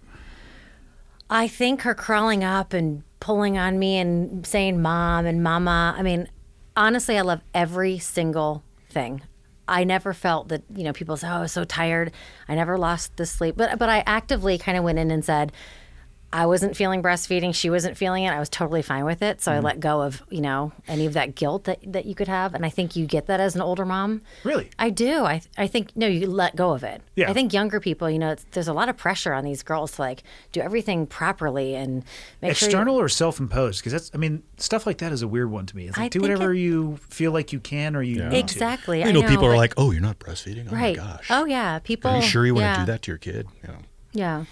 And so when you're older, you don't care as much. It's like, no, it's my body, it's my baby. We'll figure it out. No big deal. Yep. So I didn't feel the stress of, I'm so exhausted, I'm so tired. Plus I had him, he helped me out. But I love it. I would do it all over again. He has a buddy, our friends now too, but they're pregnant again and they're older. She's older than me. And I looked at him, I said, let's do it again. I want another one. So my pregnancy was fine. But he's not. Yeah, it was totally. Childbirth is animalistic, but having the baby. Yeah, that was a hard no. Yeah. Yeah. More power to you. I don't think I'll have any more kids. I mean, I wouldn't necessarily be against it. Whoa. Like, well, again, there's an equation and both sides of it have to balance, right? Like Right. It's also like, hey, let's have a conversation about this and see. This is, what I think I could provide at this point is a more objective opinion on, hey, this is what it actually looks like. The thoughts of having kids versus this is what it will change about your life. If this is what your life is like right now, this is what you should be prepared for. And I think having those conversations going into attempting to have a kid, if that's the path that you want to go, probably better than just, hey, hold my beer and let's see how this goes. No judgment of either. I'm just saying at this point in my life where I'm 43, not necessarily against it, but we should talk about the changes that will come from that. Absolutely. Because there are changes that are going to come, and I just feel like being prepared is exactly that. Being big changes. better prepared. We had those. I actually looked at him and I said, well, we don't have to change much, right? And we can still go on the boat. And he's like, no, there are some changes. So, So I sold my boat. right. I was just going to ask you, do you still have one? No, I Sold don't. it. How many motorcycles do you have? Just one. Just one? Just one. KTM? Yep. Good man. Yeah. E-bike? Oh, I rode your bike today. It's pretty bitchin'. Did you ride it? Yep. Oh, yeah. Sweet. For a little rip. Yep. I said, what are you doing out there? Are you playing the video game? As soon as I left, it started raining too. Right. I mean, he can ride bikes better than I can. I can give two shits. I'm like, is Riley awake? No, he's still sleeping. Yeah. I thought he was on the video game. No. I like the exhaust on that thing. Sick. Yeah. It's Yeah. cool. I didn't realize how much weight it took off by taking the catalytic converter out. Holy shit. Yeah. You probably took, I was looking at it, you probably took 30 or 40 pounds off that bike. Yeah, Yeah. probably. Because the stock pegs you took off are stainless steel, and you have the ones you put on there aluminum. They're pretty badass, aren't Yeah, they? they're They're badass, much wider and fatter. They're so comfortable. Yeah. Yeah. Did you lay it down at all? Yeah, I stuffed it into a tree, so perfect. Just buff it out. It's fine. It'll buff right. Bikes are one-time use. You ride until they're out of gas and just go straight. I'm like, this thing's a piece of shit. But your face just then, when you asked him, did you see his face? Did you lay it down at all? No. You were waiting for it. No, No. Trust me, Steve can ride a bike substantially better than I can. No, when I crash, it's big. Usually when I get off my bike, it's bad. You should see me when I snowboard. All I do is try to go fast until I just explode. I feel like I have more control in the turns. And then it's just like, I can't miss that tree. Boom! And I'm just laying there like, oh, fuck. It hurts so bad. Go to skiing. No, it's skiing. My ankle and skiing is not great. My ankle is still the weak point from, Oh, that's right. Yeah. So, but being on a board, kind of strapped in with both feet locked in, it's much easier. I can just push weight into it or pull weight off of it. So, Yeah, Remember when skiing you is left hard me on the mountain ankles. up at a black?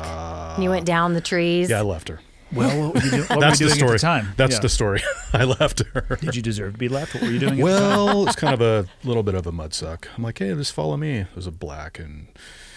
I So we think it started, was and the I'm like, double black. He no, it goes, wasn't just follow double. the trail. And I It was so a I double. call him. We I were go, where'd you traversing, go? typical, like, you do the nice long traverse and then you drop in to whatever you want, That whether- sucks in snowboards, by the way. Any type of traverse. Traversing Oh, sucks. God. Or the long flats on a snowboard, you're like, hopping Yeah, and trying to. you pull How do one you- foot out yeah, and you're and like, you're- hey, yeah, skateboarding exactly. but on snow. Yeah. I laugh at those guys every time I rip by, but But I tell you what, though, man, I have skied before. I do enjoy like a board on powder. Dude. oh yeah. It's very different. You have to pick lines differently, but I also like grew up- surfing. I grew up surfing too, not like at a crazy level, but I did surf when I was growing up, and fuck, man, it's awesome when you get those days. So I started snowboarding when it wasn't cool. Yeah. Like back in. Oh, that's probably why you stopped, because you're a contrarian. Like, oh, this is cool now. I fucking hate it. No, I don't Well, wanna it do got, it I don't know. anymore. The whole snowboarding scene kind of turned me off. And I got into mountaineering, so skis were more appropriate for mountaineering and But climbing. now and there's that, split so- boards. I know, but I'm not going to switch because I've got too much money in skis. It's true. You're probably like a telly guy, just deep. No steep telly. lunges. No Yes, tellies. he totally is. I know he is. Deep and Jeannie's deep. just so- And I have yours. Deep and deep. No, I gave her my old. They weren't tellies though. They're not tellies. yeah. Yeah, I Mine are? Can you think of No. now that Oh. we've done enough lunges in our life, can you think of a deeper leg burn than, No. oh, we'll just do lunges No. on skis? No, thanks.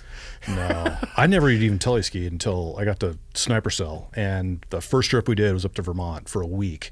We had an instructor, and we were out there. I was just like, wow. Yeah. Like we're in the hot tub every night just because our thighs Stretching are it just out. wrecked. Just a hot tub full of dudes. It's not awkward. Yeah. Downhill skiing in the hot Yeah. tub. 6-pack and missing hands. Are the bubbles on? Why is the water moving around so much? God, that's not appropriate for people to hear. But I want to get you guys out to get some food. We got the rest of the evening, but I want to close with where people can find what you have going on. So, if they're interested Yes. in what you've talked about, the combination of the empowerment, the information, and the experience between you guys. Where can they find it? JeannieSanders.com. Very easy. Spell that sucker. Yes. Because that would be like Genie. No, It's not like amazing. a garage door opener. No, I get Jenny. Yeah, that's what I'm saying. And I'll Garage put it door in the opener. notes of the show too, but spell it for people who are. JeannieSanders.com. There's no 6 in there or anything? No, it's silent. All right, good. Silent 6. The 6 is silent. What did Jay say the other day? Oh my gosh. I'm in Spain. Okay, you got to listen to this one. Jay's like, hey, Tommy just sent me this text. He says, I'm in Spain, but the S is silent. Because he was hanging out with a girl he didn't like. I'm like, dude, that's so good. Oh my gosh, he's 14. I'm in Spain and the S is silent. That's amazing. Right? I know. Oh my God, that's rich. The I'm going to thing- use that in the next 12 hours. You're welcome. Yeah. Courtesy of Tommy. Yeah. He's 16. Yeah. Jeannie, you get to close Yes. out. Closing thoughts on Oh my goodness. what Pressure. advice? What advice would you give to? I'll say 2 different pieces of advice. Young women starting off trying to figure out who they want to be, where they want to go, and women who are maybe farther into their career or further. Which one would it be? Further into their career, and because it's not a metaphorical distance. So Yeah. further into their career. Fucking it's Googled far too many. When do you use farther versus further? Yeah. This is what happened I when you go know. to school with people who are smart, and you're not. Fuck, I used it wrong again. So Young women, older young women, women. and then but there's 2 different tranches, right? There's people who are trying to figure out who they are, who they want to become, and then Yeah. people who maybe they realize they want to make a change or they want to do better. Advice for both, specifically women. Yeah, specifically women. So I would say, well, first, the obvious, life is amazing. It's meant to be lived. Live to the fullest. I 100% believe it in everything that I do. But be you. Be your, like literally, we use the word authentic. I think we overuse it sometimes, but be you, be authentic, be real, be sincere, and follow what you do really well and what you want to do. And I know that sounds simple, but really as a young person, to have that thick skin, I think women right now, we need to, be a little thick skin, right? Toughen up and go for it and do what you want to do one step at a time. I mean, I had a big job one time and my boss gave me an even bigger job. And I said, I'm not sure how I'm supposed to conquer all of this. And he said, one step at a time. So I'm literally right now into back to the basics, right? So one step at a time, do what you love to do, go for it, have the confidence, have some thick skin, be awesome.